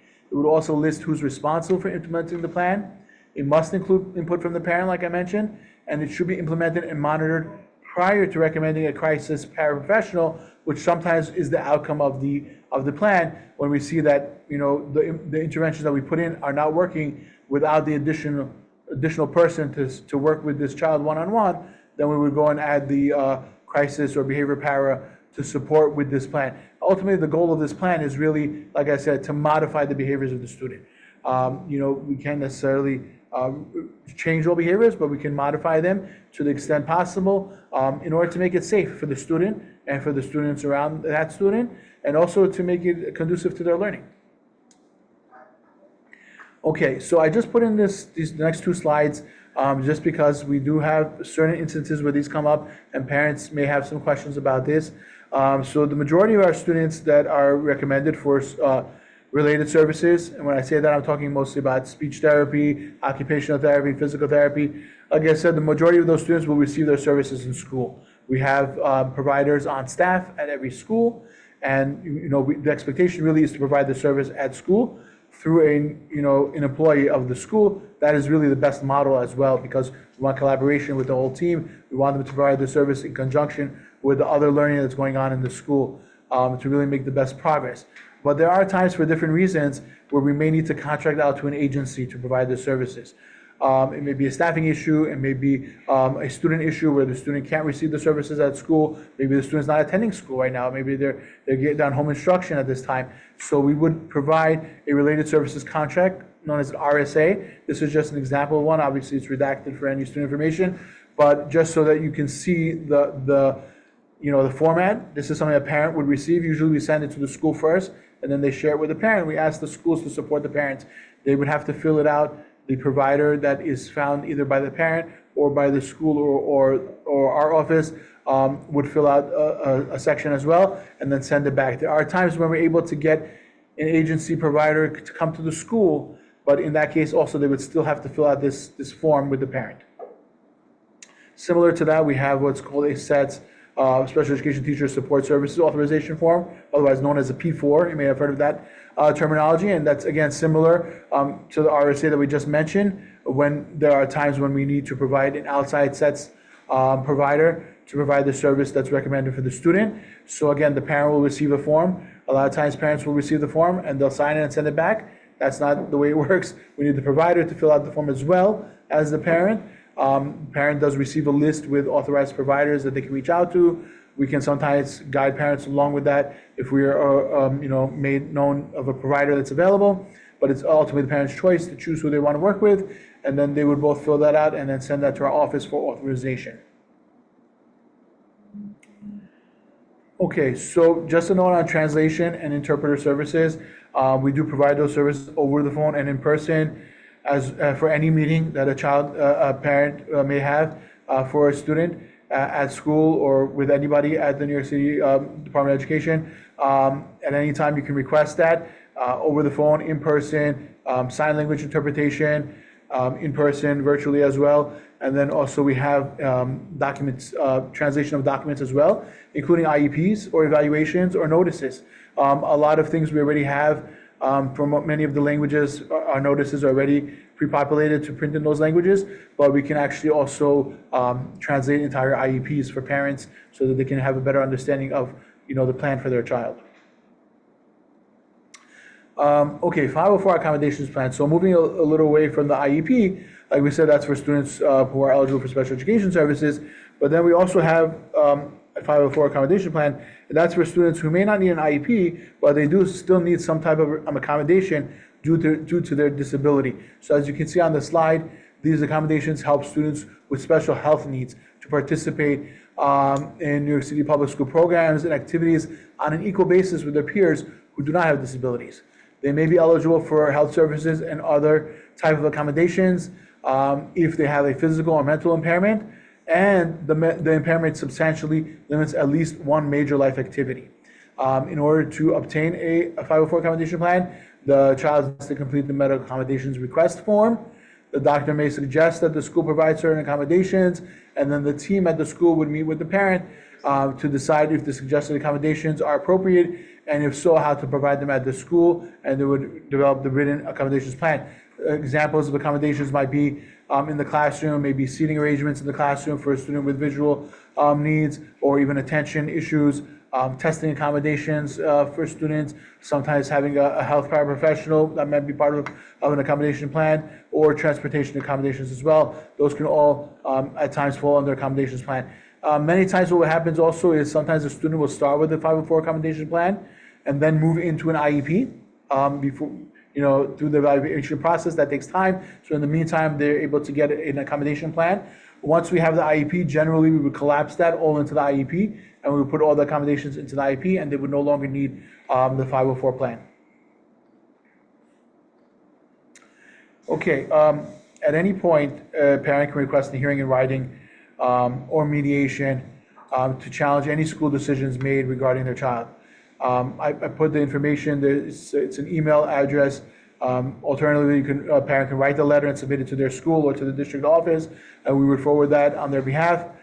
There's really two types of ways to seek resolution. One is a mediation. In that case, it's an outside mediator together, either with the school. Myself, sometimes I've sat in mediations with the school, without the school, along with a mediator, where we help the parent and the school work out any disagreements about the child's education plan.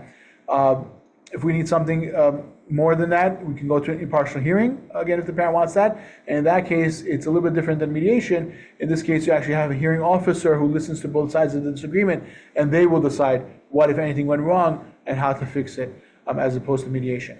But both of those options are open to parents. These are just some helpful websites that I put up where you can get some more information. Like I said, this was just some important information. It's not comprehensive, but you can access more at the New York City Public Schools website, at the New York State Education Department website, and of course, our Community School District 25 website as well, where all of these, videos, all of our slides are there as well for you to peruse. I will be providing parent workshops as I did last year as well.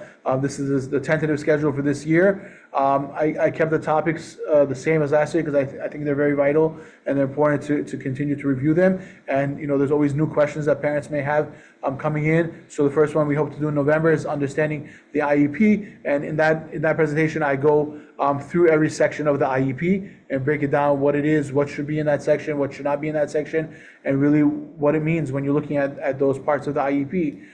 We do want IEPs to be parent-friendly, but a lot of times there are things that need explanation, so I'm happy to provide that session. In January, hopefully going to provide something on the disability classifications and eligibility. So like I said, those 13 classifications, we go through every one of them, we discuss the criteria for them and what each of those mean. And in March, we hope to do something about understanding the kindergarten IEP process, the KIP process. This was formerly known as the Turning 5 process. These are for children that are transitioning from preschool to kindergarten and having their IEPs updated for that. So we hope to have those workshops, like I said. We would like to have 2 sessions, an afternoon and evening session, to accommodate parents as well. And then we have our District 25 contact information over there. Obviously, we have assistance available in Spanish and Chinese, and parents should feel free to reach out directly to me as well. If there's any issues, I put my contact on that slide as well. And then if there's any questions, I'll be happy to answer. I couldn't see the chat, it's far from me. If there's any question. There are, okay. Comments, okay. Hopefully they're good comments. Can you request an impartial hearing on your own? Thank you, Ida. I guess you're asking as opposed to having an attorney on your behalf. Absolutely, parents can represent themselves through an impartial hearing, and they would be guided by the impartial office as to their next steps, but they would just start with writing the letter and submitting that. Yeah. Okay, the next question is, if they have a 504, can that guide them into ICT setting for the public school students? Very good question. Remember, our ICT settings, those are integrated co-teaching classes, right? So we have 2 teachers, one general education, one special education, and then we have basically a split in the class of 60-40% of the class, where we want 60% of the class to be children that are typically developing, and then we have 40% of children with IEPs. All those children with IEPs are students that are recommended for ICT. And on the same side, when we have the general education students, those should all be students that do not have any services, because we want them to be typically developing students without any services. So there may be students in that class that have a 504 plan, but if they're on the general education side, they would not have an IEP. And if they want to transition to the special education side of that class, they would need to transition into having an IEP and be recommended for ICT. So Nathan, just to clarify that question a little bit more. So if you feel a child would benefit from having that ICT setting, but they don't qualify for an ICT setting in a special ed situation, but the 504 from the doctor is recommending it. That's kind of where I was going with that question. Okay, yeah, I wouldn't, I mean, we'd have to see exactly what the accommodation is. ICT as a whole wouldn't be accommodation. The accommodation would be more specific as to what is it that this student needs as an accommodation. And then if it comes out that the ICT setting is the only place that the accommodation can be provided, then that might be something that we would have to do. Obviously, that would be a conversation with the principal as well to see the makeup of the class, if that's something that's possible. But generally, I would say, again, we're going to be looking at the specific accommodation, and we really have to justify why the accommodation would only take place in an ICT setting as opposed to somewhere else. Thank you. No problem. All right. Thank you, everybody. Thank you so much, Nathan. Okay. So Nathan is super knowledgeable. I appreciate you, Nathan, always, even though I yell his name like 9 million times in the office asking for something. But he's so super knowledgeable and always there to help parents with their requests. So when he does say, please reach out if you have a question, Nathan answers those questions from our family. So truly appreciate you. Thank you for sharing today. Thank you for your time. Thank you. Okay, now. And honestly, the IEP process is not easy. Yeah. You know, in the sense of just making sure that we are fully aware as parents, and if we're not willing to ask questions, then we just wind up going through the motions, not really doing what's necessary for our kids. Remember, we're our kids' best advocates, and we have to be that for our children. So, you know, part of that process really relies on us being able to ask questions. If we don't know, we have to be able to ask. Yes. You know, at the very least. And part of the reason why, you know, I appreciate the CEC for opening up this process I think it's like 3 years now, right? Yeah. Wendy? 3 years ago was to make sure that this conversation was part of a routine here. And as an outgrowth, it's now going to become part of a routine with what we do as a district to make sure that there's these spaces for these conversations to happen throughout the year. And I want to say we had a good 70, maybe, Nathan, 70 or 80 people on each morning and afternoon session last year, right? Something about that? We had a good number, yeah. Yeah, so we had a good 100 plus people that were able to join, and that's 100 more than would have previously. So, how many?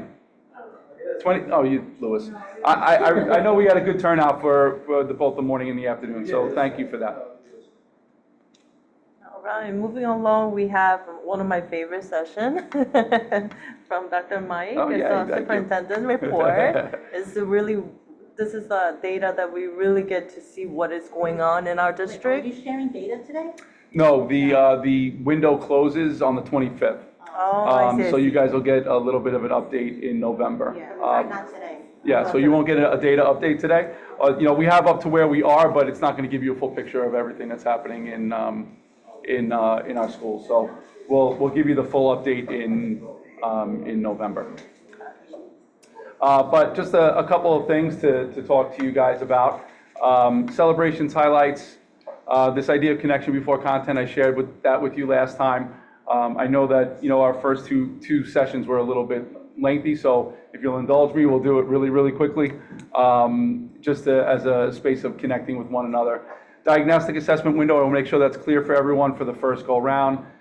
Briefly, just reconnect with our goals, make sure that everyone's aware of what they are.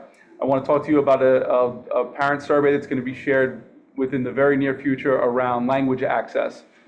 Something that came actually as a result of work that Wendy and I did last year, Shirley, and was there anyone else? I think the two of us went to the parent meeting, maybe Joe. We went to a parent summit, and what came out of that parent summit was conversations around translation supports for families, making sure that it was accessible. So part of the outgrowth of that was recommendations from the district leadership team to SLTs to use this survey across all of our schools. So we're just waiting, ironically, for translation to come back so that we can send out the survey. So as soon as that's ready, we will make sure that's out. I want to talk to you briefly about the SLT training, and then I want to take just a moment of everyone's time to reconnect with our district vision. What does it say? What else can it say? Is something that I want us to really connect on, which we might have more than just tonight to answer around that. So those will be the few things that we talk about tonight. So connection before content, really quickly. Things that you remember most from elementary or high school. What do those include for you as an adult and maybe for you as a current high schooler? Things that you connect with or remember most from your high school or elementary school days, or things that you just value most, just in general. So you can take a moment of quick pause on that. We did do this at our DLT. And I found it very, very interesting to hear some of the responses that came from our DLT members. So I'm wondering what it is that you guys would have to say about your own experience as an elementary or high school and things that have stayed with you all of this time since. Dr. Mike, I'm willing to share first for the team if you want, since I shared that the other day. I'll get everyone started. So I basically, at our DLT meeting, I explained that for me, I was actually one of the people that was very big on student leadership. I was a peer mediator. I was in student government. I was in like SLT as a student in high school. And so it kind of came full circle for me with me being a parent leader now. And I'm kind of really looking back on it, and I'm instilling those values in my children that, like, my kids even walk around, they're like, my mom's on PTA. I'm a PTA kid. Like, I want to do this. I want to do that. So, like, that was really what, when we brought this up during DLT, that was really what came up for me, is really the sharing of, like, how it kind of, you look back to then and then you see the future and you're like, wow, it really came full circle and it's still going. Yeah, I love that. Thank you, Eden. Anyone else? Yeah? Go. The things I value most is the teachers, the DOE teachers. For myself, when I was going through elementary, I still remember the names of my elementary school teachers because they had a good impact on me. And even now, my daughter, thank God, she had really good teachers at her school that she liked all of them. So I really value the teachers in. Love that. And thank you to all the teachers. It's a hard job. Love that. Anyone else? I was Comments? gonna say something similar. I was gonna say that the things I remember the most about my elementary and high school, the teachers, the ones who really cared, the ones you knew really cared about you and really wanted you to do well and like took an interest when you were not having a great day and put the time into you. Those are the ones that I think I want to do those years. Love it. I'll go next. Anyone? Yeah? For me, it's also teachers too, but if we think about it, 24 hours, I'm assuming that our children sleep 8 to 10 hours, so half of their life they spend with teachers, which is, I believe that they're another form of a family. So teachers do affect all in every way in their lives. So teacher is definitely one, and another would be club activities. I mean, studying is there always. But, I remember clearly what I did, swimming team, like a culture team. So I think that plays a big part in my elementary through high school years. So definitely club activities as well. Love that. Anyone else? Comments? Okay. Yeah, so I was just going to, on the same theme with the teachers and remembering their names. I remember it was a Mr. Stamus that I had, and was particularly just supportive, and when I was having a tough time was just working through it with me one-on-one, and really sort of took that personal initiative, and so certainly I was appreciative of that, and then seeing when my own children benefit from that, from their teachers or administrators. Sometimes it's not a teacher but an administrator, but those are really sort of like, wow, there's special moments where it's above and beyond the job that somebody really personally cares about the development of children. So love that. Great. Love it. Joe? A general reflection doesn't necessarily have to be elementary school teachers. The teacher that had the most impact on you are not because of the knowledge, the content they taught you, but they taught you something about life. Definitely. Love that. Thank you, Joe. Likewise, I think elementary school, going through public school system, you have these teachers that are guiding you along the way as you continue learning on a day-to-day basis. And of course, the friends that you meet, the other students that you interact with in the playground, I think those are what I remember the most. Yeah. I went to school a long time ago. I don't remember any of my teachers. But what I'm impressed with is my daughter's teacher. I'm amazed by how much time she puts in. I mean, I'm getting parents where that's like direct text stuff from us, like 5 o'clock, 6 o'clock, 7 o'clock at night. Hey, I'm just reading the paper now. Because I'd ask a question about something. I'm amazed how much time they put in. I don't know if I would have that I love that. It's a long day. Dr. Mike. The things that I value the most are the friends that I make, experiences that I have, and all the knowledge I gain. Really nice. I'm sorry, Eden, were you saying something? Yeah, I wanted to just chime in. I mean, a lot of conversations coming up about teachers. And I know Wendy and I have talked about this with the CEC members, that this is actually the second week now in the last couple of weeks that teachers from our district have actually been recognized on one of our radio stations locally for every week they have a Teacher Tuesday on 102.7. And so we've actually had teachers from 2 of our District 25 schools that were recognized. This past week was 194. So I think the fact that teachers are We got a coming up is record a huge here too. I didn't thing. hear it. Otherwise, I would have. I love that. Yeah. Oh, So let I the just radio. wanted I to gotta bring that call one. up What while is you it? were saying that. Yeah. Call them up. And every Tuesday, it's feature teachers. Oh, we gotta Yeah. feature them all the Tuesdays. time. I love that. Thank you for sharing that, Eden. I didn't know that there was someone else that was recognized. I had heard about the first one. I didn't hear about the second one. No, that's awesome. Yeah, and Lamar is here, and I'm sure he's really excited to hear that, our teachers are receiving that This such, this past well-deserved Tuesday it was a Miss Canaris from 194. That's terrific. It's terrific. I love it. And yeah, I'll just share briefly. It's funny for me. I spent my life on the field or on the basketball court. When I was a kid, whether it was elementary school or going through middle school and into high school.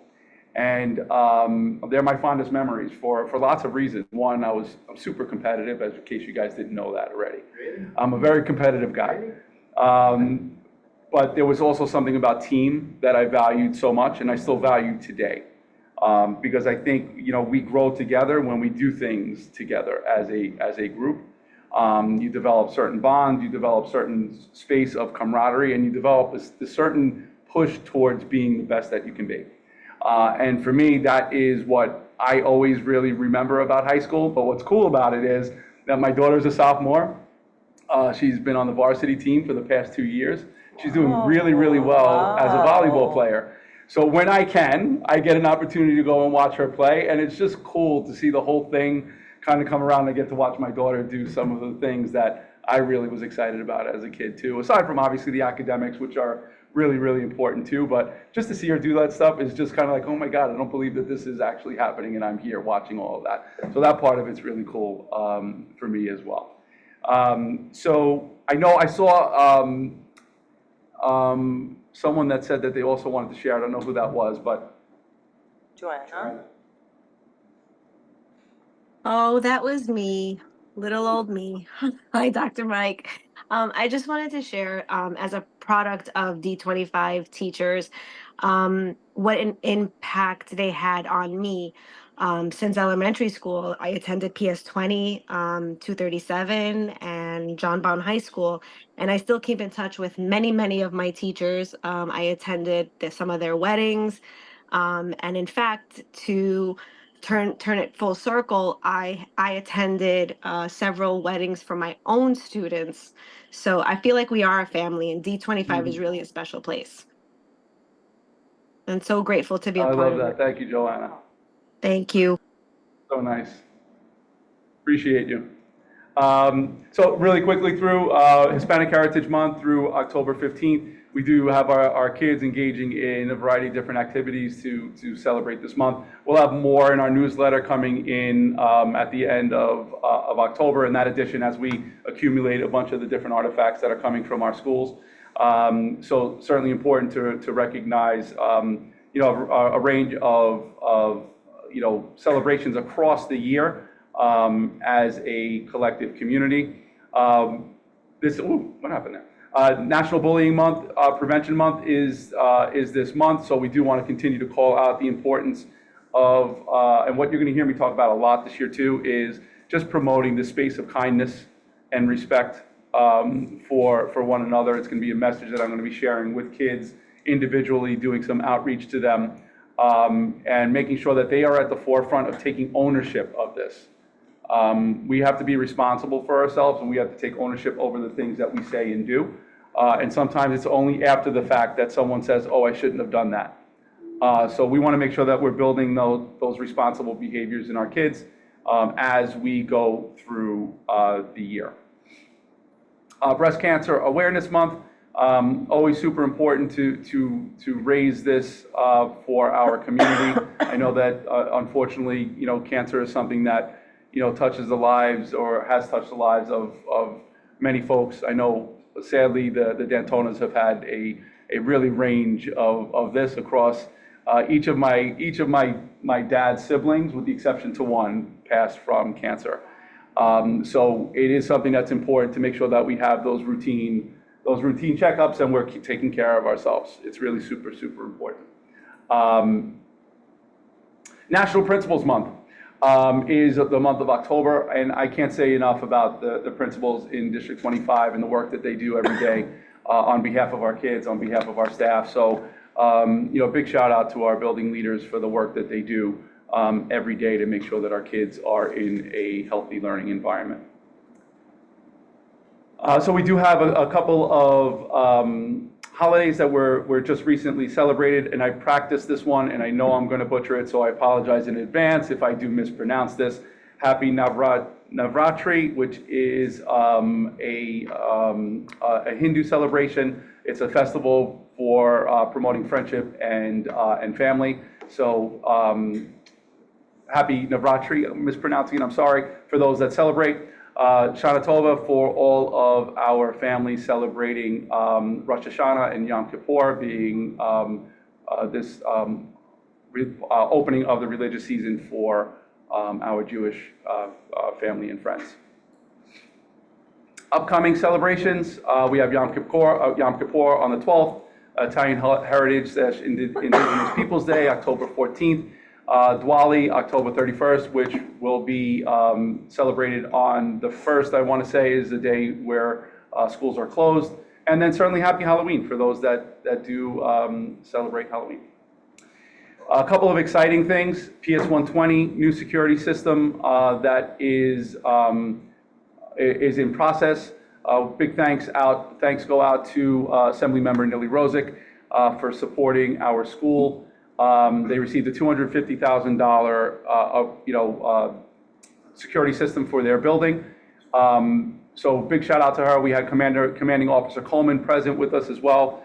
The kids were super excited to welcome this in, and they have their big fat check that you can see them holding there as students. So big shout out to them, and I'm looking forward to them as they are reaching out to their local elected officials to get a new stop sign posted. So I'm looking forward to seeing what happens with them there.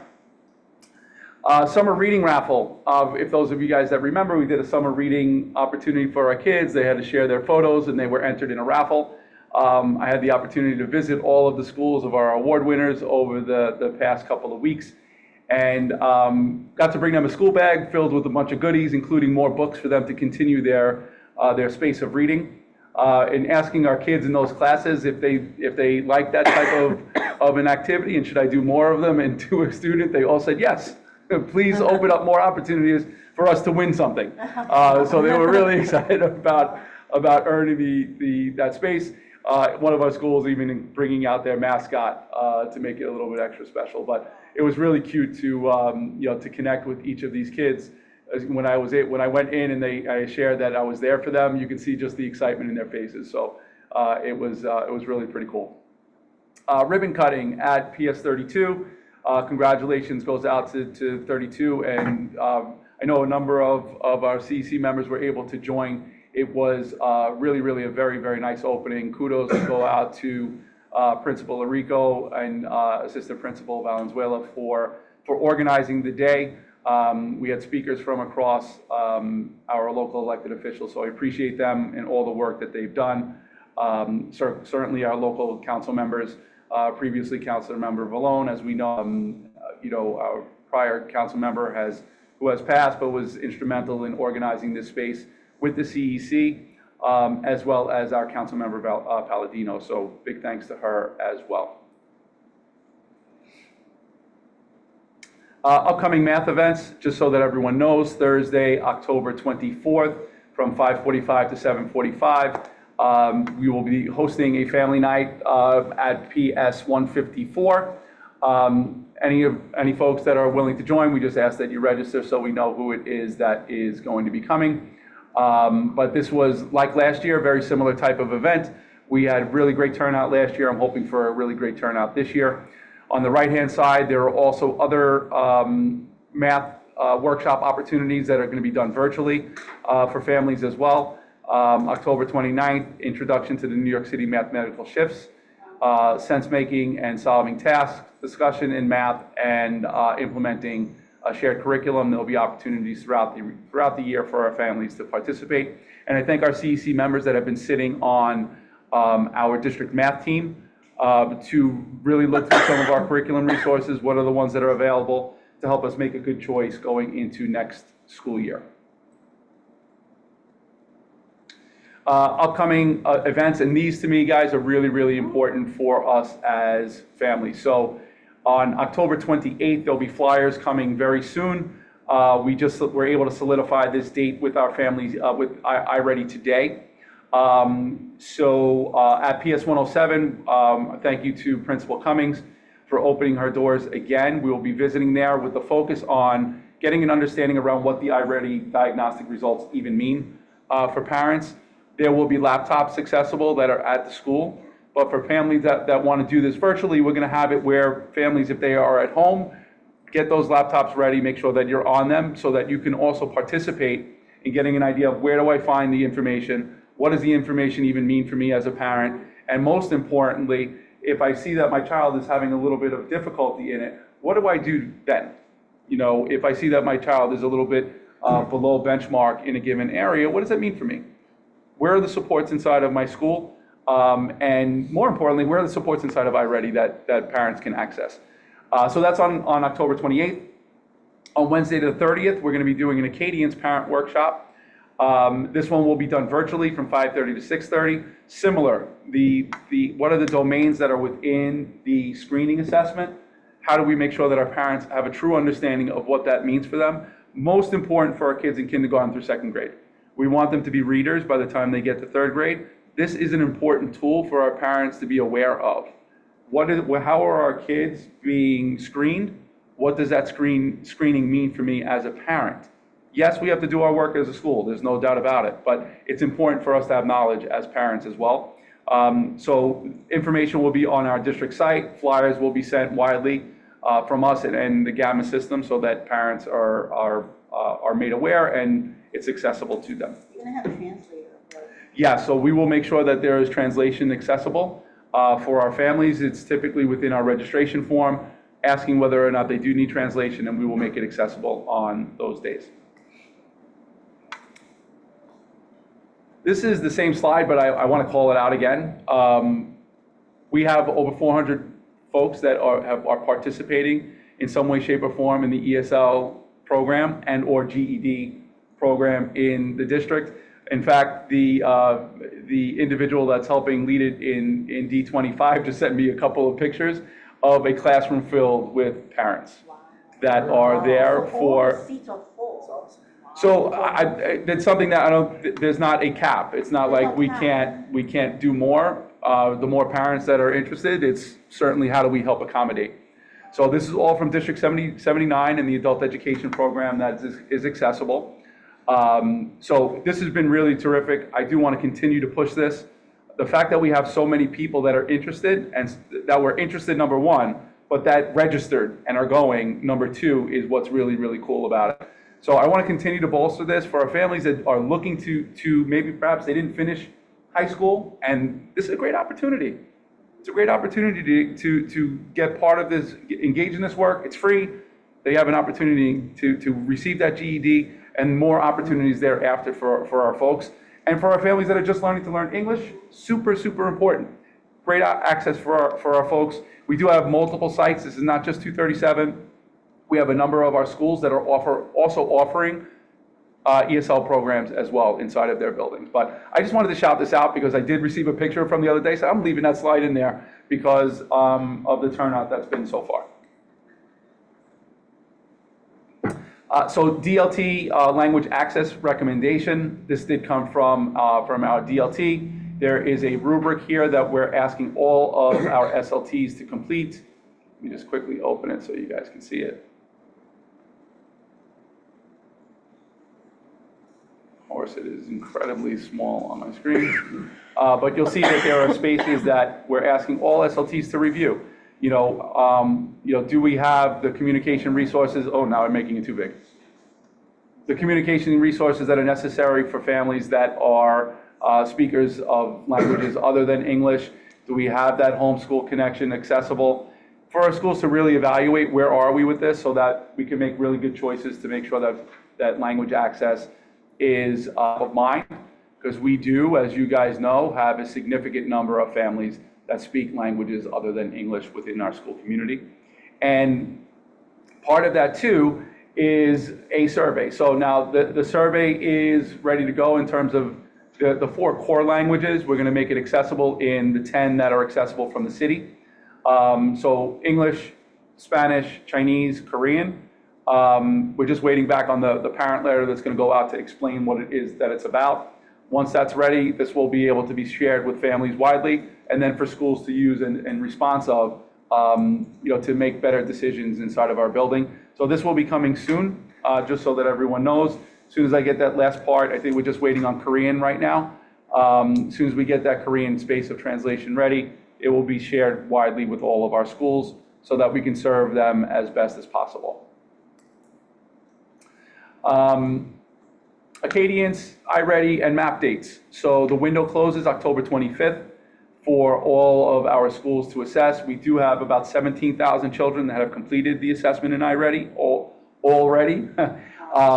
So we still have a few thousand more that have to finish completing that assessment across all of our schools.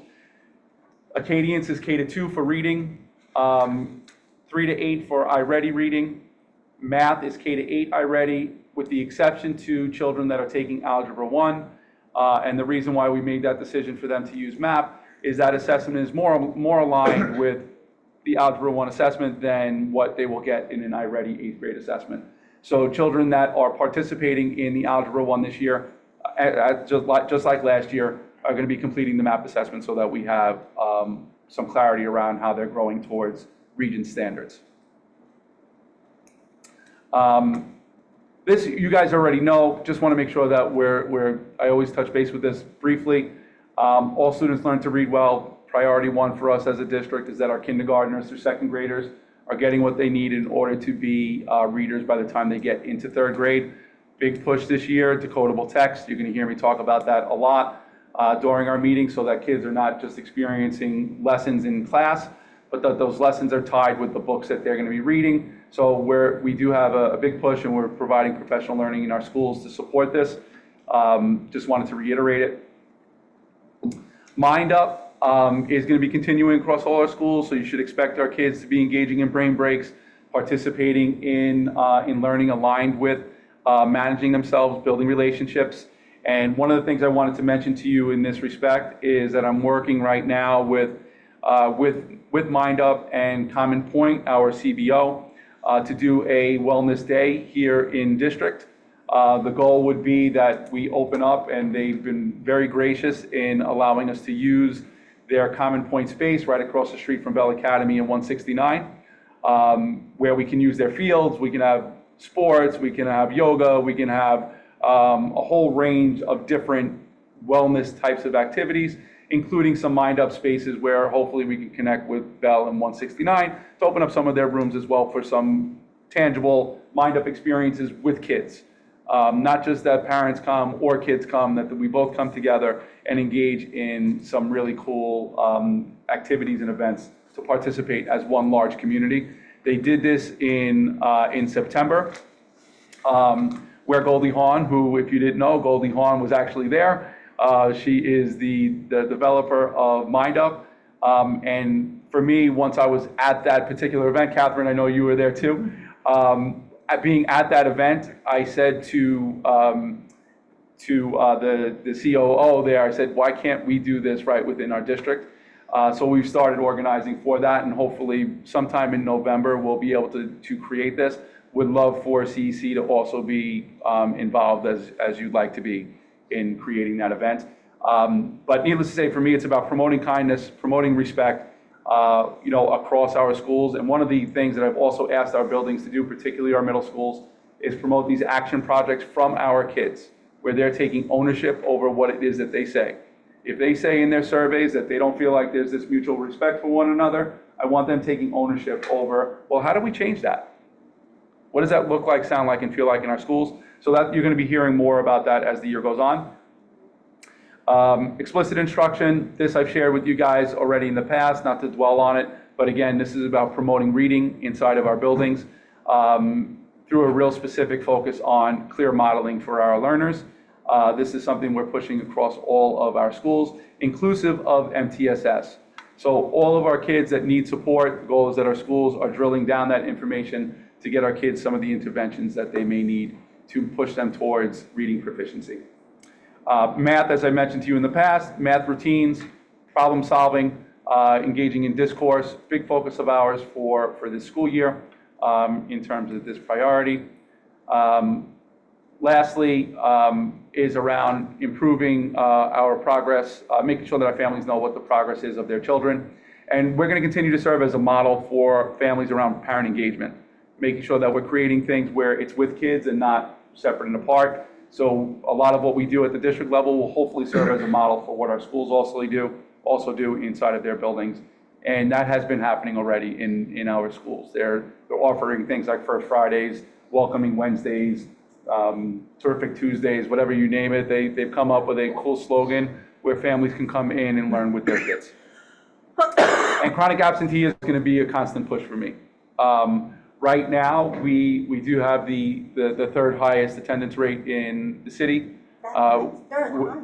Attendance rate. I know. I'm sorry. We're working on it. We're working on getting towards number one. Overall attendance rate is 95.1%. As a, you want me to start shouting out districts right now? You don't want to call out the ones that are way ahead of us. Right? So see that competitive edge coming. Yeah, so it is District 20 and District 26 right now do have slightly higher attendance rates than us. We're 95.1, 95.2, and then another 95.6. So we are within that space of being at the highest of attendance rates, which is my goal, is to always be at the tippity top. But, you know, it's an area that's still a challenge. Our chronic absenteeism rates are lower now than they were last year at this time, which is a positive thing. But even though it's a positive thing, we also were feeling really good about that last year. And then when we hit December and suddenly, you know, the wheels started to fall off and we saw more and more of a decline in our attendance. So it's going to be a consistent emphasis. So you're going to hear it a lot, guys. And I don't mean to make families, you know, get upset with the idea that we'll stop talking about it, my kids are sick. I will never tell a parent that their kids need to be in a building if they are ill. It's about all of those other times that we can make sure that our children are in school, that we focus on it as much as we can. Okay. Progress monitoring. This you guys know I'm very, very fond of and will continue to do throughout the year. So Acadians, 3 times a year, you will get a report from me, 3 times a year.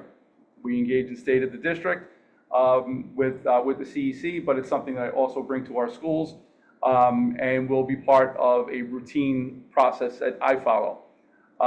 Student surveys will be done 3 times a year. A letter will be sent out to parents, by the way, just so that they are aware that a social emotional learning survey is going to be shared. Should a parent have some reason to not want their child to participate in that, they can let us know. There's nothing in those surveys that would cause any alarm, but you know, we do offer that anyway for our families. Last year we had a huge number of our families, kids participate. I'm hoping the same happens this year. iReady Reading, you'll get feedback on that 3 times per year. I do engage in those visits to our schools, just checking on practice, making sure that we can offer feedback for our buildings. Same for mathematics. Parent survey, you'll be getting one from me earlier within the next couple of weeks, you'll be getting one from me. So we have 3 times a year for a parent survey with those specific questions aligned with our goal around parent progress, around receiving progress reports from our schools. So that will be coming from me. And we do routine, and when I mean routine, it is daily in District 25 of looking at our attendance. And then supports for schools. It's happening on a regular basis so that we know what's going on, patterns and trends wise, for our buildings. And lastly, SLT training. This will be held on October 15th. For our families, these are the presentations that will be held. So I will do my introduction as I typically do. Gus from our team will be sharing along with Eden. Thank you so much for volunteering to engage in the SLT 101 and Chancellor's Regulations A655 so that our families know what governs the process of a school leadership team. Deputy Superintendent Seren is going to be going through progress monitoring and benchmarking. Super, super important for our goals. So we're going to share a little bit about our process that we're taking so that schools can replicate them if they don't have their own, their own structure needs to be adjusted. Principal Marino and our President of President's Council, Rachel Baltadano, will be engaging in the MTSS presentation that was developed by what the former President's Council President, Frances Gonzalez, so big thanks to her, is an ongoing presentation that we do. And then lastly, there will be a budget presentation from our Senior Grants Officer, Yelena Nagdamov, who will share a little bit around budgets and how that is supported through SLT. So we do have registration. The last registration check was about 126 folks. We do have way more than that across the district that participate in SLTs. So I'm hoping that that number continues to climb over the coming days and as many people are trained as possible. The sessions are going to be recorded. So if a parent is not there, someone from the SLT can bring our parent or teacher through it to qualify for this training, as we do need to go through the training on a yearly basis. There was also an SLT DLT training on September 26th. Myself, Esther, Jenny were present, and what I found really, really awesome, which will hopefully be conversations for future meetings at CEC, was around artificial intelligence and how we're making really, really good choices for our kids. They had Sophia, the AI robot. I don't know if you've ever seen Sophia. Sophia was presented on 60 Minutes. You can look up Sophia. And one of the things that I found so interesting and is vivid in my mind is that the anchor on 60 Minutes asks Sophia, "What is your goal?" And Sophia's response was to be smarter than a human.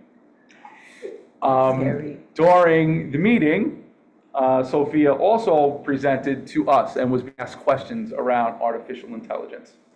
And just based on the questions, was able to respond in the moment based on what it is that the robot heard, was able to then share feedback around that space. Wow. This is, as you know, for some that find it very scary, for others find it very, very exciting, and everyone in between. The reality is our world is, what's around us is technology. It's coming at a faster and faster pace. And some of the things that I find so amazing about it is there are certain programs that allow our kids' creative juices to flow. So they gave an example that one of these AI programs was able to offer, where a child was able to type in what it is that was within their mind about a specific character. And based on their description, there was an AI-generated action figure that was created based on the description that could be changed and modified and adjusted. Based on student writing, a movie was created with artificially created characters that were generated and supported. So there are so many things that are so cool, but it's also important that we start talking about, how do we start really taking advantage of it in a productive way inside of our classrooms, inside of the things that we do on a regular basis. So I'm on the side that I find it very exciting, while scary, find it very, very exciting to start taking advantage of moving forward. But that happened at that meeting where they were able to talk a little bit about programs. I will be sharing some of those with you guys just so you see it. And we can start talking a little bit more about it as a CEC, because they were fascinating. Some of them were really, really fascinating, what a kid was able to produce, from their thinking. And interesting, one of the parents said, well, how do we prevent kids from just going on and having the program produce things for them? Yeah. And what the response was is, the way that we operate inside of our classrooms also then shifts. So instead of just accepting that paper, the question is, I'd like you to now in front of our class, create a presentation that you're going to share what you learned from that.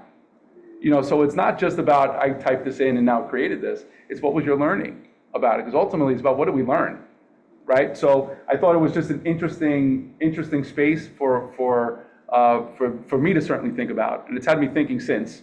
About what the benefits could be for bringing that into our classrooms. And lastly, And this, we don't have to answer right now, but I'm going to ask you to think about it because I know that we're getting late in the evening. But if you could, over the course of the next month, just think about this. You know, what does this currently say? And what else can it say for you as community members when we're thinking about the district vision? It's something that we should be revisiting on a routine basis as a community, because these are the things that we want to stand for, right? If it's what we want to stand for, then there should be things in there that it should call out to you. And if it doesn't, how do we better do that as a community? And I would love for feedback from you guys if you're willing to share it. You know, what does this currently say to you? What else can it say? Just a general question that we can answer at a later, in our later meeting. I'll bring it back up in November if that's all right with you guys. But I think it's important that we reconnect with what we currently believe in, and one, does it really align with everything what we're doing? And if not, what else do we have to shift? So just something for you guys to think about moving forward. Okay. And that concludes my presentation today. Thank you. Thank you Thank so you, guys. much, Dr. Mike. So next we have, Can we quickly approve the September minutes since they're all since, here? since Bob is here, yes. Motion to approve. It's like 1 minute. Do you need a second still? I'll second it. Joseph, your motion to approve? Yeah. Okay. Eden, you second I'll it? second it. Yep. Okay. September minutes approved. Thank you. Yes. And we're gonna move into Maribel from Base. She'll be sharing some information, upcoming Chancellor Town Hall on November 18, 2024.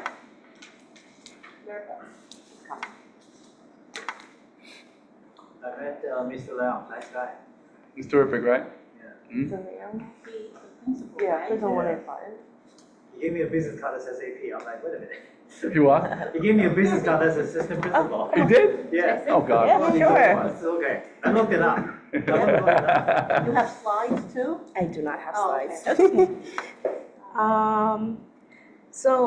There is an upcoming town hall on November 18th. CEC 25 will be hosting incoming Chancellor Melissa Aviles Ramos.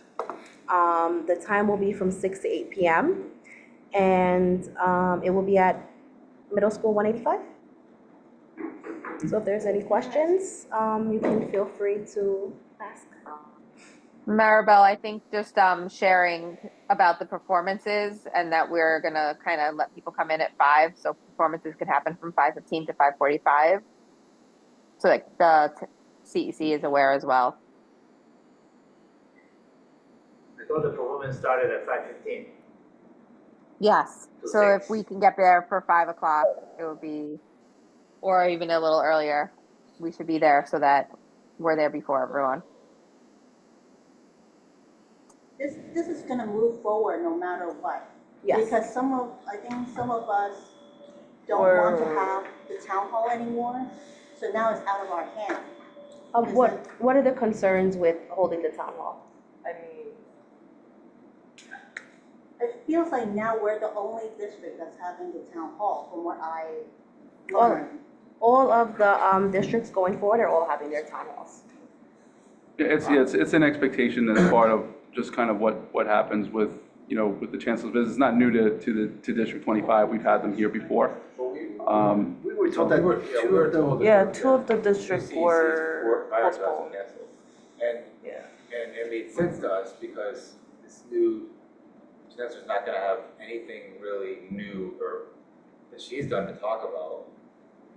We just felt like it made more sense that let her get in the job, let her start to do something, then she can come and talk to us about, right now, it's just gonna be, this is what I wanna do, this is my plans. It just didn't seem Yeah, incredibly useful so to now us, what's the purpose of the town hall? other than checking the box that they got whatever. Yeah, So right? the town halls that were canceled were because that was in the middle of the transition. So those 2 town halls were to take place, about 2 weeks, well, around this time now. And it just wasn't really feasible to have town halls when, we are in this transition stage. But this is a great opportunity for you to ask the chancellor what her plans are. Will she, continue with this path that Chancellor Banks has set, or does she want to make changes? And I think, listen, I think it's an opportunity. I think, I'm excited to be able to welcome the new chancellor into the district. And typically District 25 gets the fortune of, as a new chancellor comes in, we tend to become around our time. It tends to be around the time that we get to participate, which I think is a really, really cool thing. Chancellor Ramos is not unfamiliar with the city. She's not unfamiliar with city schools, city expectations, and the things that have been put in place already. And I think it's a really cool opportunity to welcome the new chancellor certainly into District 25, but to then also ask some of those questions that are coming, that are top of mind, for the D25 community in particular, because it's, this is why she's coming here, is for District 25 space. So, I think it's a cool opportunity, personally, but I certainly can't speak for anyone else's feelings on it. But I think it's a cool thing to be able to welcome the new chancellor in, and talk to her about what's top of mind in District 25. I have a question. Are we the first town hall for her? Mm-hmm. Okay. That's a good thing, start high. Mm-hmm. Start high. Is she already seated? Yeah. She is. This on the 17th. Yeah, not full yet. That's within the next coming days. I think it's her official date. Yeah. So I think there were topics or questions that was originally prepared for the previous chancellor, but now that she's on board, will we be given a new set of questions or topics to discuss at the town hall? That's for the council to decide any questions they feel are relevant. Also, Learning Times, who produces and they provide the streaming portion, there is a registration page, and people will submit questions there when they register, and we will be sharing those questions with you all as they're coming in. And if you all like, you could also send out, some kind of Google Doc or something. Yeah, and I think that's what you guys did last time, right? You sent it out to the community and then gathered some of the questions and reviewed them, I think. I think that's what you guys did in previous examples. So we could set up, well, I guess among ourselves, I guess we will decide on the questions. Do we have to submit the questions to FACE to approve, or? No, we do not approve questions. Okay. These are your questions to select and choose. If you submit them ahead of time, you're able to get the responses. Sometimes if you don't know what the question is, it's kind of like, I'll get back to you. Where if you have them ahead of time, they could be sure to be answered. I have a question. Is there any way that we can actually briefly kind of know beforehand what she will be, sharing with us, like her vision and her part in the district? Only because when we are preparing for the questions, I just feel like, what can I ask for her? It's only 1 because hour. She's going to be there for 1 hour, and so she's going to make her opening welcome statement, and then we're going to start the round of questions, and then they're going to take questions from the public, right? And then that's pretty much, the bulk of the. So, but if I can, I don't think that the questions are necessarily specific to this is the chancellor at this time. These are the questions that you feel like you want to ask. And maybe perhaps there'll be some that cause that space of additional thinking that would have been there prior, or there's just a next step that would come. Even if it were Chancellor Banks, perhaps there'd be a question that was raised that would say, I think that's a really important point. Let's think about that more. So I don't, even though, Chancellor Ramos will be within the first few weeks of her tenure, I don't know that the questions, if there were questions that really need to be asked, that you wouldn't be able to do so with new chancellor just as much as you were with Chancellor Banks.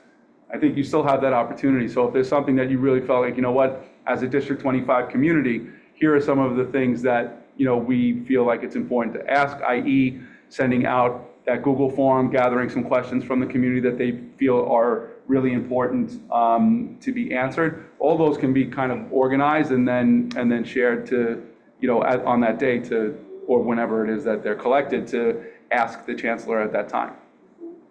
Also, I know 185, there's a student government, and one of the students who's in student government, I had told him about this town hall. I kind of brought up the idea to him that maybe you guys would want to come and ask the chancellor a question. So is this something So that we you actually, Wendy, we actually spoke to the principal about the student government and including them in helping like guide people in and things like that. So we are planning to include the student government as much as possible.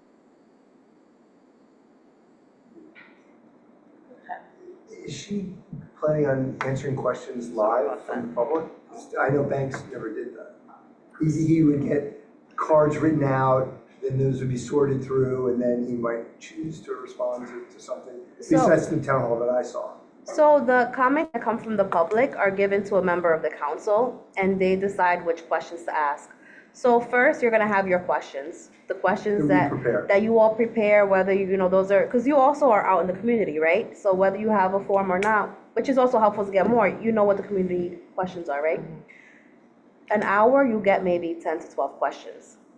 So we do walk around with comment cards to get questions from people in the audience. We'll give it to whoever's on the end. You'll kind of sort them. Mm-hmm. In the past, Louis has set up a form where we send to all our parents and all our schools, asking them questions, and then we will get them before the town hall, and then you guys select the pictures, the questions from the community. So, along with your questions. Thank you, Oscar. So Louis will set that up for us. Thank you, Louis. Thank you, Louis.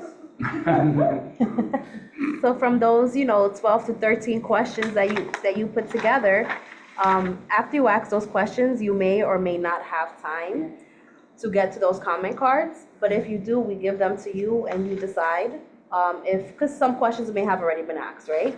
So you could, organize them, put them into themes, bucket them, and then you decide which questions you ask. So those questions are not given to the chancellor. Okay, gotcha. Good, thank you. Is there any questions for town hall? Thank you so much, Maribel. You're welcome. Thank you. Okay, next we're gonna move on to President's Report. Eden? So, there's two things I just wanted to bring up. One is the administrative assistant position. If everyone can take a look back at their email from July, we had received additional resumes. I've only received a few responses in regards to who people thought would be of interest to interview.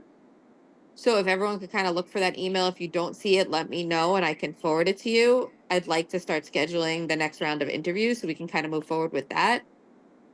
The only other thing that I wanted to bring up was the school liaisons, now that we do have enough of us that we can actually take a vote and see if we can vote to finalize that list that's in front of everyone so that we can get contacts made and we can start doing school visits. Yes, everybody has it. I have it.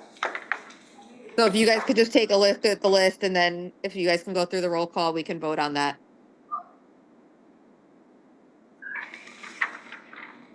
Just look for your name. Yes, look for Your name is basically where you told me you guys were interested in wanting to be. So it's spread out evenly across everyone. So just once everyone's taken a look, we can take a vote.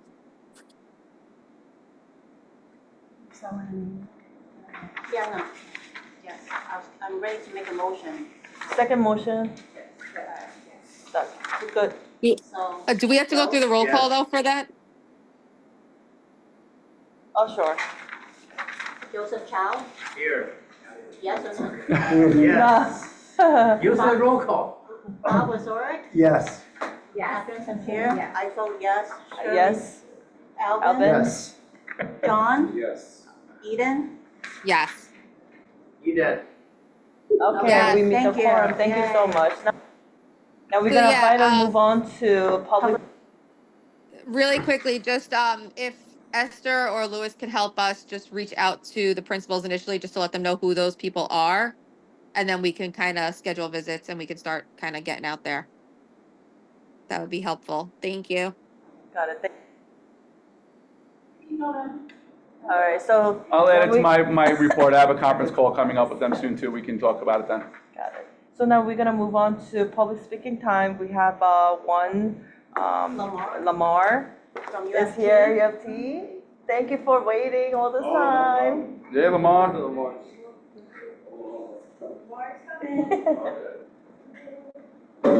Evening, everybody. How you doing? Hi. So if there's anyone who I haven't had a chance to meet yet, my name is Lamar Hughes. I'm the UFT representative for District 25. Been so since 2019, so pleasure to meet you all. Just a couple of announcements on our end. You might have heard that there's a presidential election coming up in a few weeks. Might have heard some rumblings about that. So what we're doing with the union is we're actually getting members down to Pennsylvania on October 26th. So a few weeks ago, we were in Philly, and myself and a bunch of our other members were canvassing throughout Philadelphia, going door to door and supporting our fellow AFT, our national members. So we're doing it again on October 26th, but this time we're going to Scranton, Pennsylvania. And we're gonna be knocking on doors and supporting our endorsed candidates. If there's anybody who has any interest in accompanying us, there's a registration link I can forward to you to, and we'd be more than happy to have you on. Right, so there's that. There's also a couple of parent events we're having at our Queens office. So on October 30th, we're having a financial literacy workshop for our parents. So the Queens office is at 11835 Queens Boulevard, 8th floor. This event is from, I believe, 4 to 6 p.m., but I sent the flyer to ask her, she can get it out to you guys. That's October 30th. And then November 23rd, we're having our annual parent workshop as well. And we're gonna have a focus table, a focus discussion on autism. So we're gonna be doing that on November 23rd. That's a Saturday. And then lastly, we're reintroducing our District 25 Family Night. So last year, we went to UBS Arena. We did an Islanders game with, I don't remember who they played last year. Florida Panthers. Florida, we played Florida last year. I say we. I'm not competitive. I'm not an Islanders fan or competitive at all. I don't remember that we lost. Watching, but it was great. Not a clue what I was watching, but it was a great thing. So we're doing that again, January 18th, which is a Saturday, Martin Luther King weekend. I've learned that from hockey moms and hockey dads, sometimes that weekend can be tough because that's when the playoffs start in their own children's league. So it kind of just, there's a conflict. So if there's a third year of this, we're gonna do this in like in March, April. Get all that out of the way. So I also sent the flyer out for that event. We would be more than welcome, more than happy to have you join us. We have the ticket section reserved until around Thanksgiving, after which time they'll open it to the general public. So we shelved off about 130 tickets. So we're spreading the word out to anyone who's interested. After Thanksgiving, whatever's left over goes back to regular sale, but I'd love for it to be a nice District 25 event. So please spread the word, all right? January. That is January 18th. That's a Saturday. It was a cool event. I was able to go with my family last year. It was a lot of fun. Yes. Guarantees the Rangers? So I worked on that. I was trying to, but that goes really fast. You missed that day and yeah, those tickets are gone. So that's gonna be my go-to. We're gonna do it now in this Rangers game. All right, and that's my report, everyone. I understand the message. Thank you so much. The Mets are in. That's all one. Grand Slam. Hey, Yankees up 3-2 right now. In case we got any Yankee fans this year. I got my ESPN tracker son letting me know every now and then. I'm watching, Dr. Mike. All right. Anything else for the new business? Anybody wants to bring on new business? Okay. So now I'm gonna, so for today's counter meeting. Motion Second. Adjourn.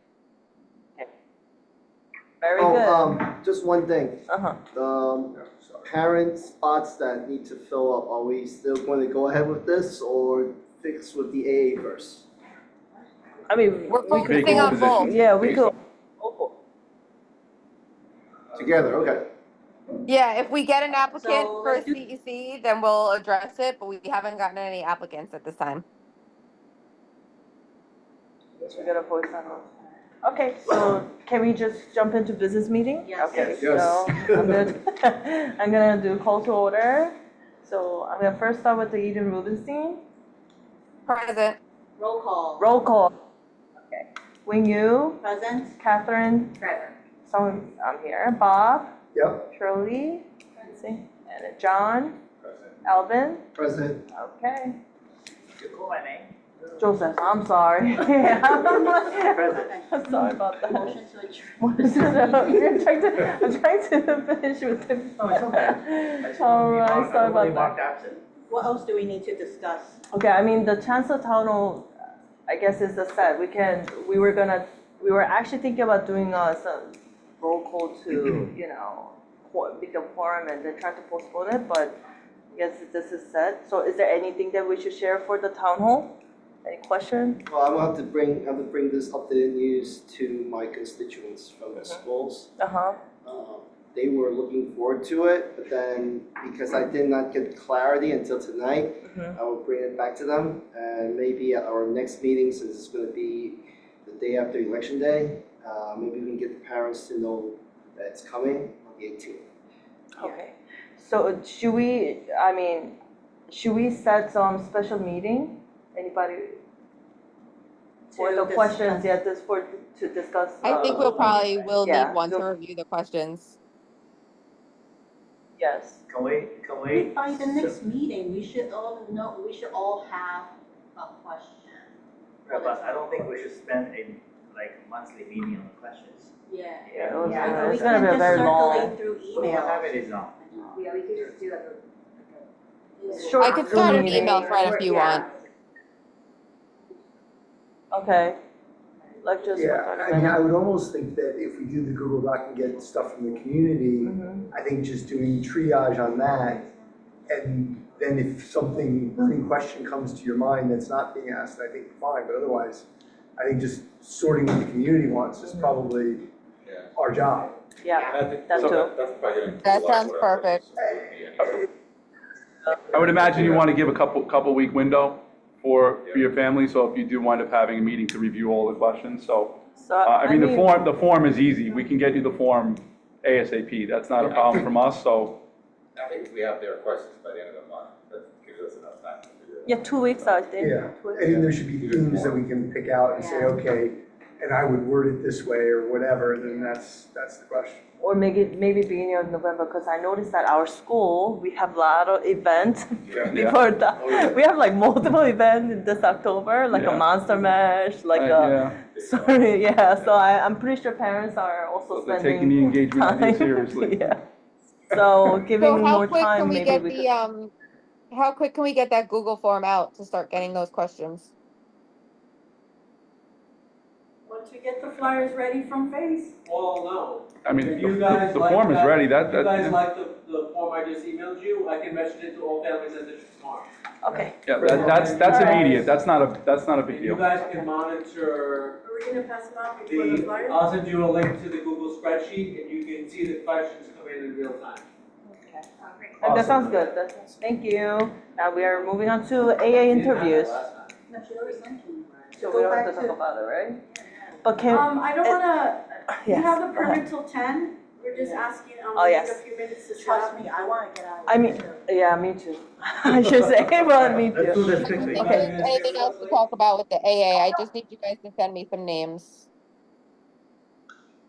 Just one thing, Eden, you said we need to trace back to July, but it's really hard because we get tons It's of July email. So July it's 19th. July 19th? Yeah, July 19th. like the 19th, 17th. Yeah, kind of like resend it by any chance, like if that's possible, it would be I great. can pull up that one and forward it Okay. back to everybody to put it at the top of your email. Otherwise, that will save us a lot of time. Okay, no new, Eden, have you any been- new business? No. No, thank you. Have you been in touch with I'm like, Wayne? it's like, is there new business? Don't say. Like When, that. the one All right. that, the one that was. Thank you, guys. Responded to, Hold on, motion to, who's doing motion to, I'll do. Guys, if you have any ideas for that, Very Wellness Day, you know, please share. Oh my I'm gonna share God. some of the things that we're gonna be doing, but if you have ideas, let me know. Thank you, Shirley. Thank you. Thank you so much. Thank you, guys. Thank you, oh my Enjoy your night. God. Wow, okay. Yeah. Thank you so much. Let's talk about high school admission. I sent a text, and then someone called me up on the phone, and I'm like, oh shoot, I need to see what the response was. Bye. They're like, okay, I'm gone. Yeah, I gotta. Thank you. Yeah, no,